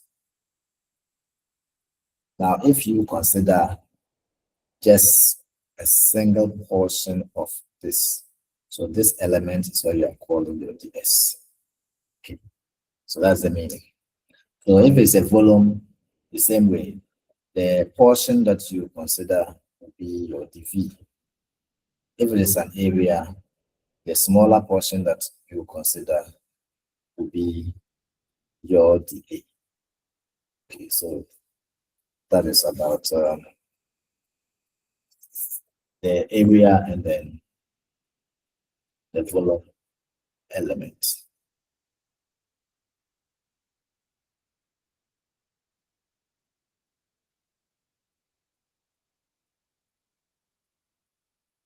Okay, so let's pick a length and then try to see how we can find the charges distributed along that length. So let's say we have a rod of wire. A rod can be placed horizontally or vertically. They're all the same thing. So you can decide to put it like the way I've sketched it here. You can place your rod like this. You can also decide to place it vertically. Okay, so let's say I have a rod that is placed like this.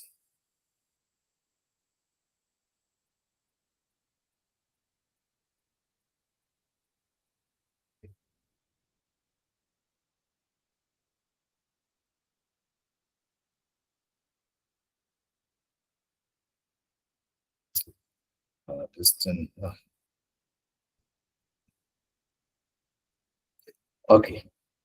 Now, within this rod, I have negative charges that are distributed.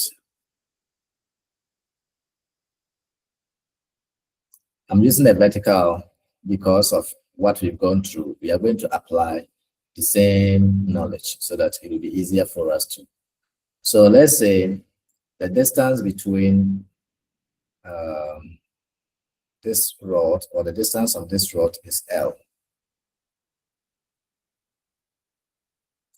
So taken from the middle of the rod, I have a test charge position somewhere here. Okay. Now, if I consider, but it's a one-dimensional line, but I want to consider that this is placed along the Z direction. Because when you have a three-dimensional space, say here is X, here is Y, and here is Z. So that I'm dealing with a vertical part. So let's say this is Z. So if I consider this part, let's say I've considered a portion here. This portion within the rod. So if I do that, then here will give me a field, and then I also have a field around here.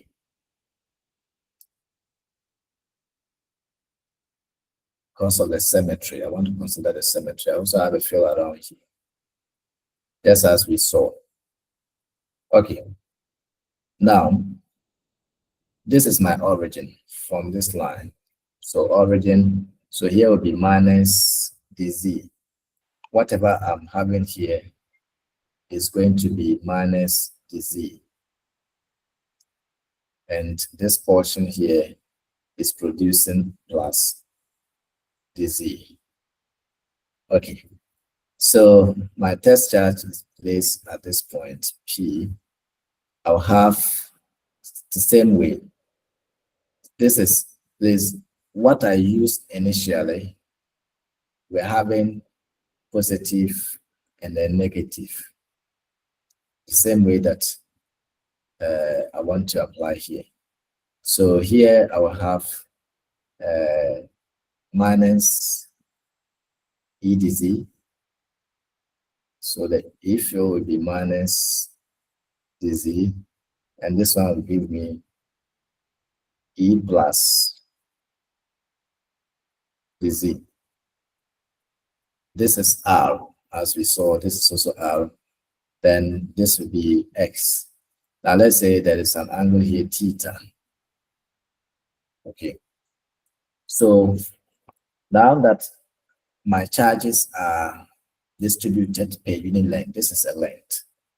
So I'm going to apply linear density to solve this problem. So per symmetry,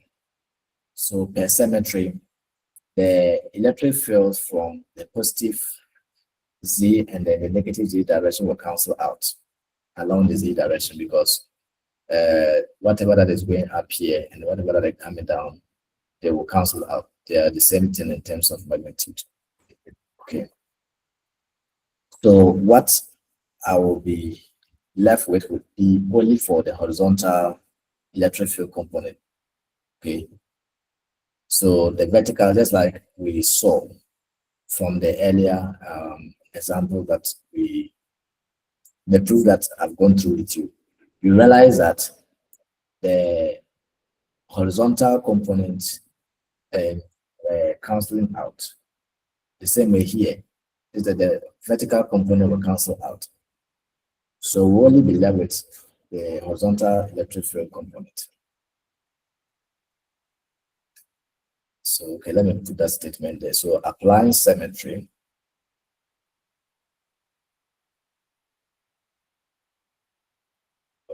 Symmetry. The vertical component.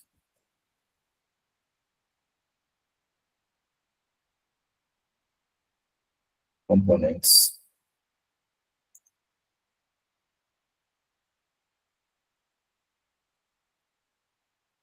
For the E field.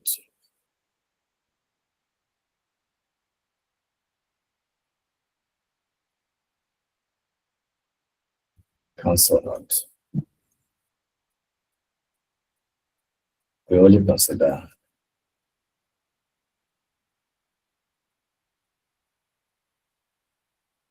the horizontal component.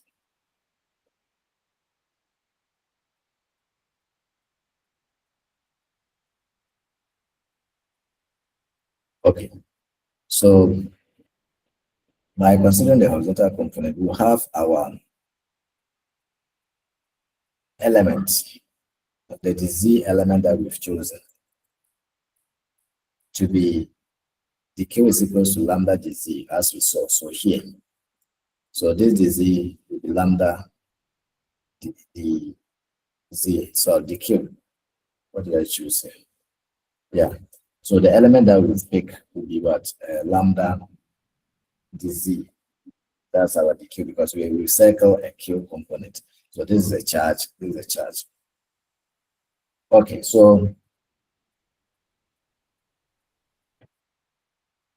our horizontal component is going to be like this. This will be equals to cos theta will come. Cos theta will be equals to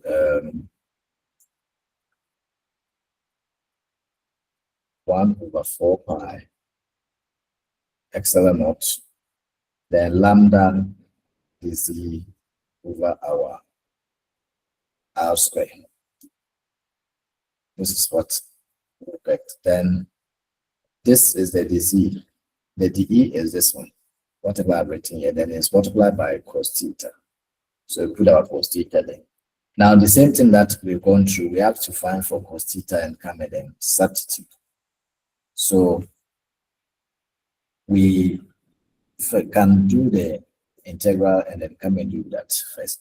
So when we integrate both sides of this equation, then we can have our E field to be equals to the integral of, now we are taking half of L. So this will be minus L on 2 to L on 2. That's our limit. Then we have our 1/4 pi epsilon naught multiplied by lambda dz on r square cos theta. So what I wrote here, I said dq is being represented by L ds. So if we are using S, which is a generalized coordinate system along the y or the x or the z, but we are specifying our direction to be along the z. So instead of the s, that's why you are seeing the z here. Okay, so we have specified our direction to be along the z. Then we have our r squared. Okay, so we can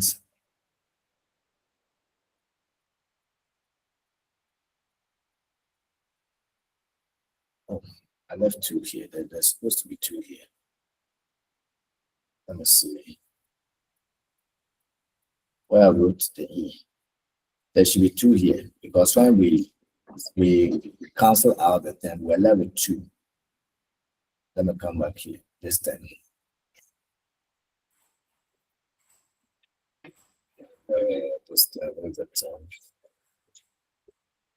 Where we have the Q cross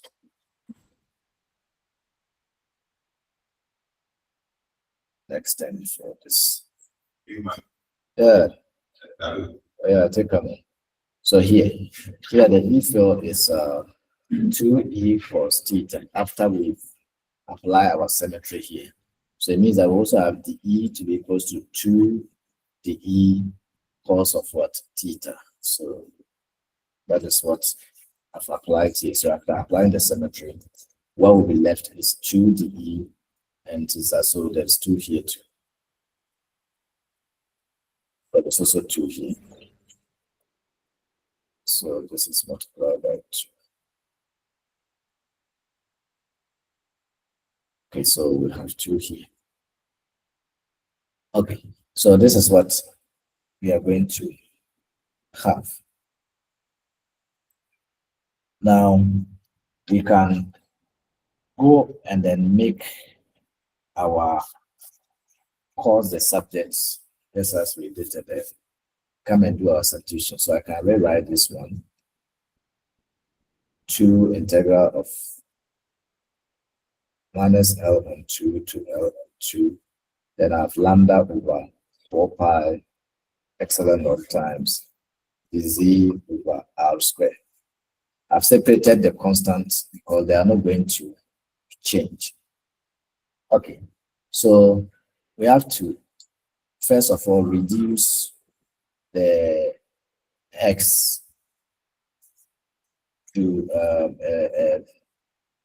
spherical coordinate system, not a polar. We use it in a polar coordinate system. So by doing that, we have to find what z is. Then we find the z, because we have z and dz. We have to find z, find the z, and then find r, so that we can now substitute them and then simplify. So converting whatever we have to a polar coordinate system, we have our, so it means that we're going to have z, r, and then theta. So these are our dependent parameters. So we will convert them to that. So we'll have our z to be equals to x tan theta. Then the z will now be equals to, okay, let me write it here. Therefore, the z will be equals to x sec square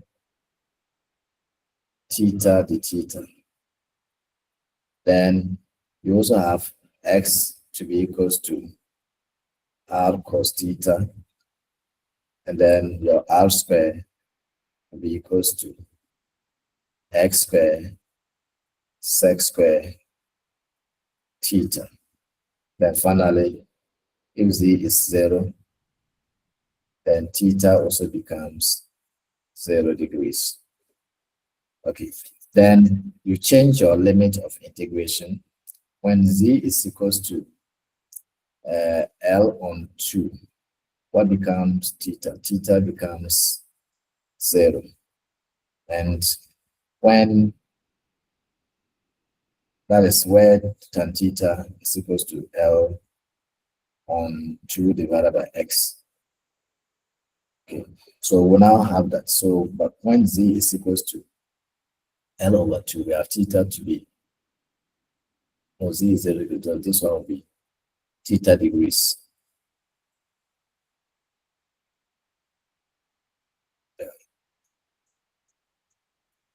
Z is equal to L over 2, theta is equals to theta naught. Okay, that's the initial point. So that one forget. And then where tan theta naught is equals to L on 2 on x. So we can now rewrite our E field to be equals to 2 times my lambda over 4 pi epsilon naught. Then we now have the integral from 0 to theta or theta naught. Then we take x sec square theta, the theta divided by x square, then we have sec square theta.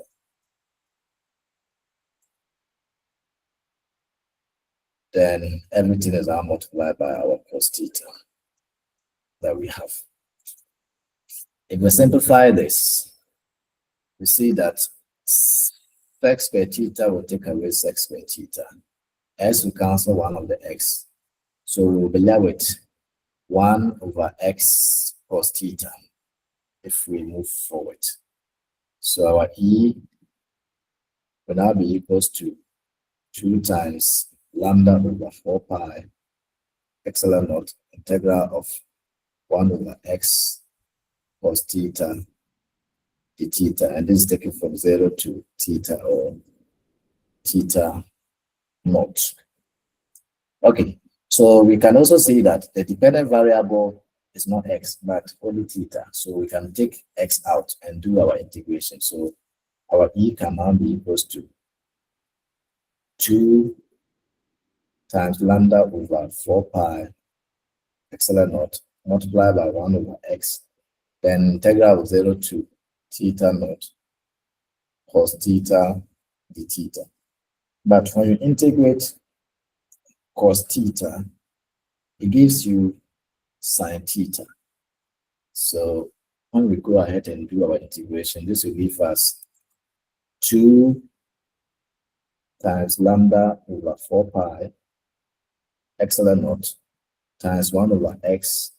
Then this one will now give us sine theta, and the limit is taken from 0 to theta or theta naught.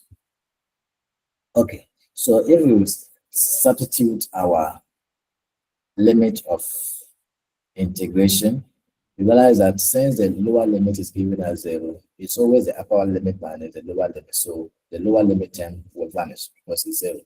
So we can rewrite our E4 as 2 times lambda over 4 pi epsilon naught times 1 over x.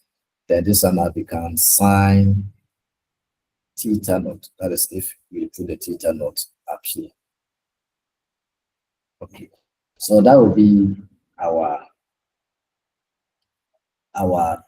E field.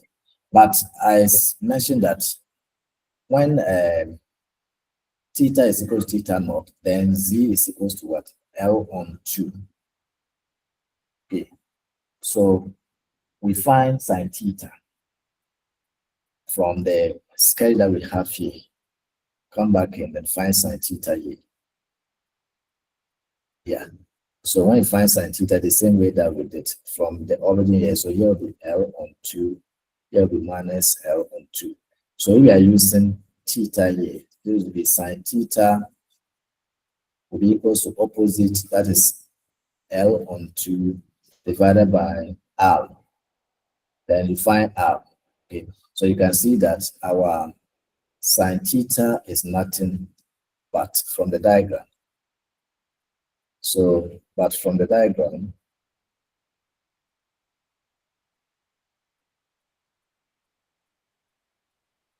sine theta is equals to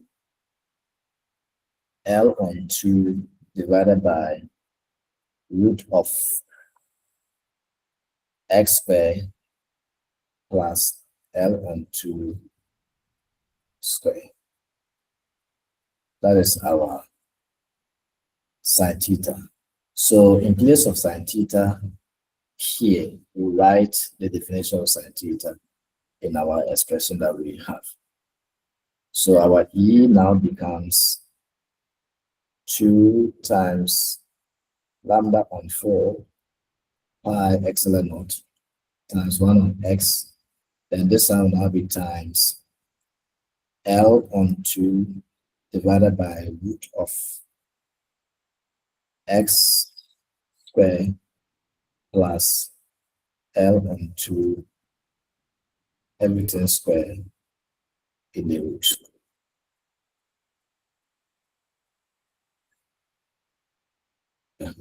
So this is what you will have.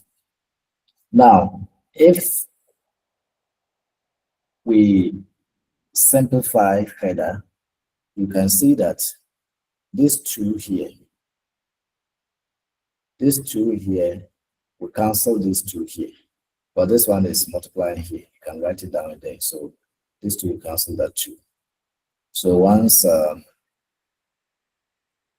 they cancel out like that, then your E field will now be left with 2 times lambda over 4 pi epsilon naught. Then multiply by your 1 over x. Then now multiply by lambda L over the term that you have.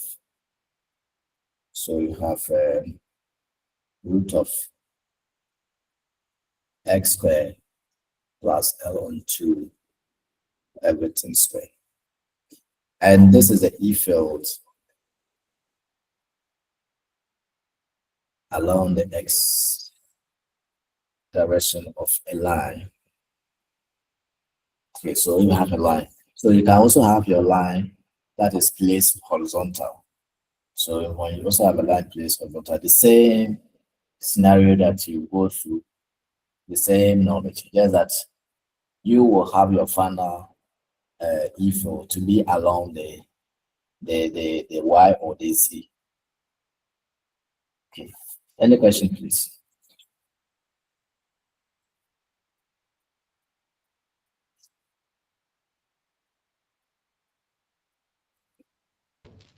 No, please.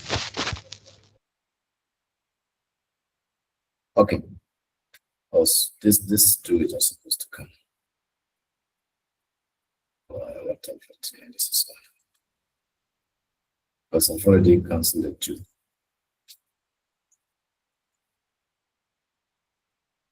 Okay, so let's also look at the limiting cases. The same way, if the x is very large, if x is far greater than L, it means L on 2 become insignificant. So your electric field will only be lambda L divided by x squared. Okay, because you have square root of x squared will give you x, and x times this x will make it x squared. So your term will only be, because this is a constant term, this term is not changing. So it will be lambda L over x squared.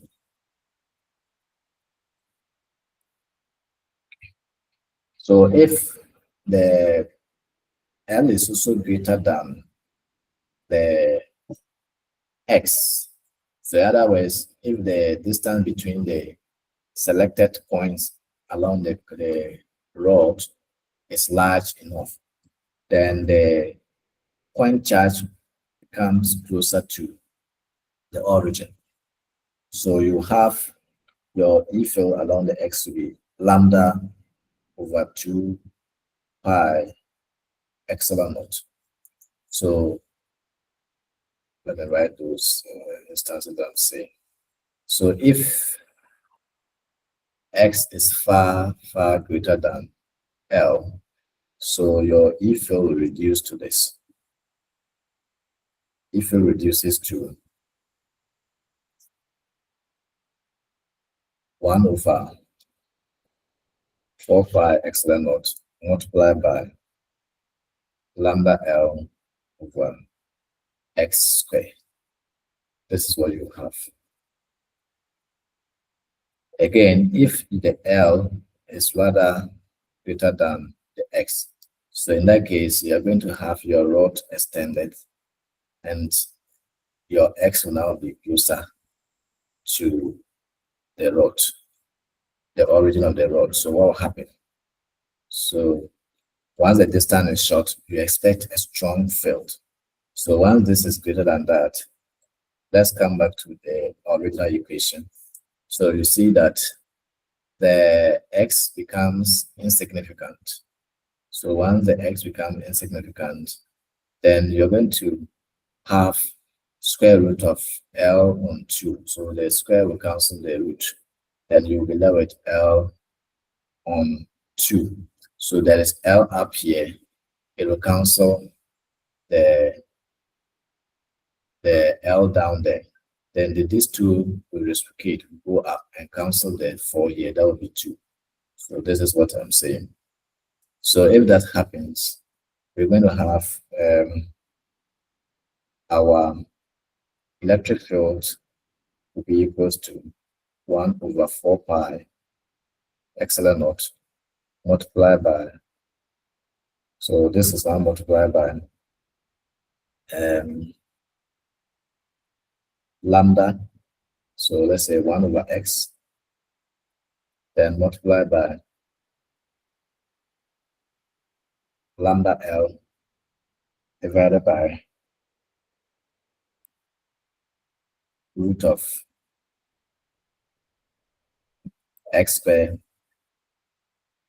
plus L onto all squared. So once this is far less than that, so this one becomes insignificant. So you don't need it. When you add this to that, it doesn't change anything. So your E will now be like this: 1 over 4 pi epsilon naught times 1 over x multiplied by lambda L over. Now you will be left with L on 2. The square will take the root. So this will be what? L on 2.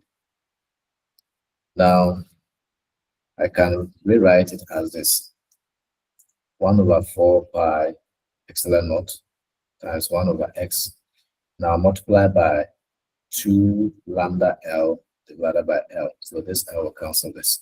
This 2 will also take away of the 4 here, 2.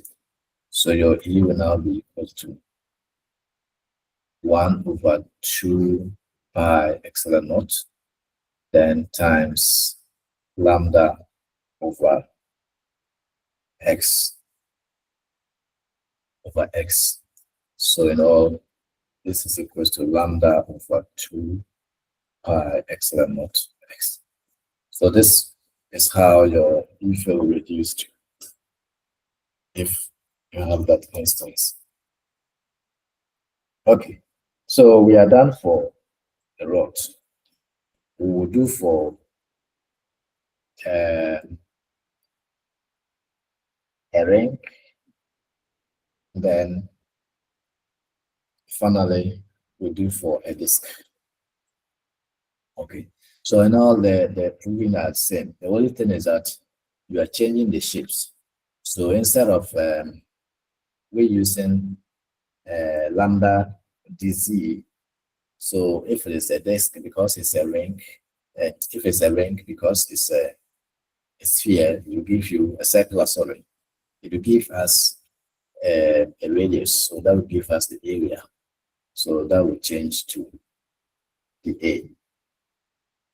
Aside that the physics, the principle is still the same thing. Okay, so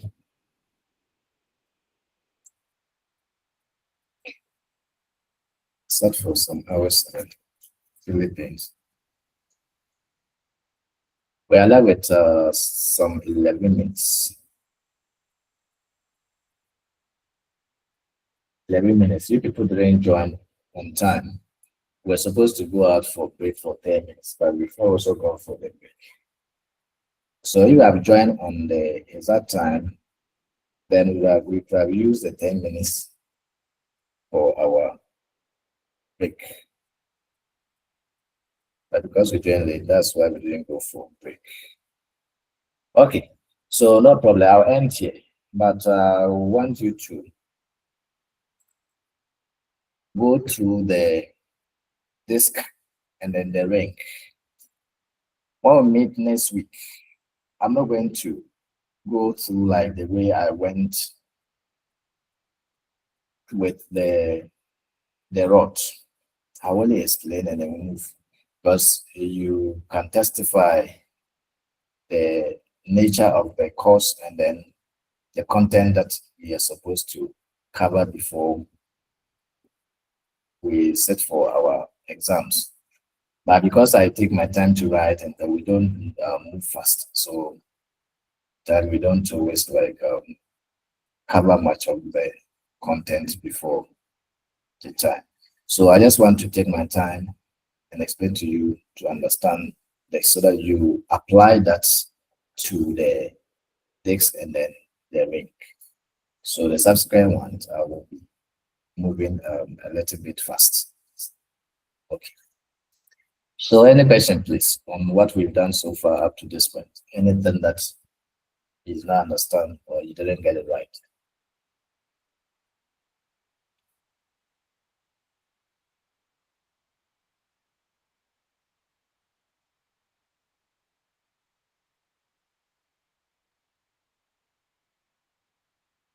Hello. Hi, sir. Hello, I sir. do have a question. Okay. Then, but I'm sure some of you always join and then you don't pay attention, right? Next time we'll on our cameras. If you are sleeping, we'll catch you. So some will join and they will be doing other things. Some will be sleeping. Okay, then God willing, we'll meet Saturday. Please, our time. Let's make sure. I don't know whether, okay, I think you close lecture immediately this one, right? Yes, sir. Yes, please. Okay. At least if you are late, 10 minutes is fine. No more than 10. Maybe you want to get something or want to relax before, you can always like use the first 10 minutes to do that. All right, so then have a blissful weekend. Or is it like weekend? We are starting a week today, so Same to you, sir. but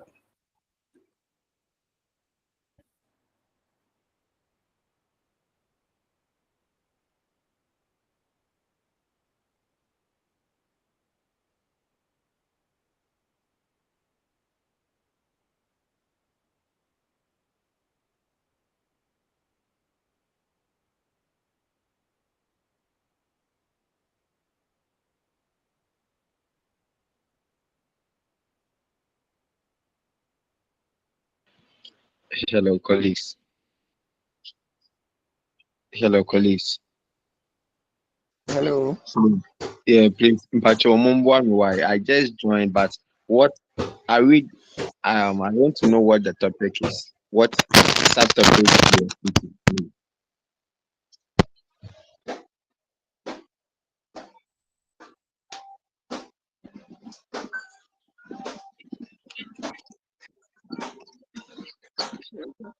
Hello, colleagues. Yeah, please, you understand. Yeah, Mpacho, Mr. Mumbuan, me present me subtopic I know actually. Now, formula so I know who prove no. I said me by joining, now we do formula who prove it, but I don't know the beginning where it leads to that. Until I just want to know the subtopic any formula now will prove it.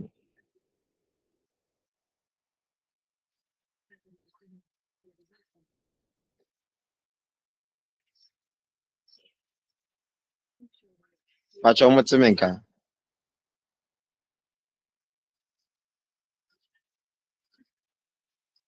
Ubacho Motimenka. So,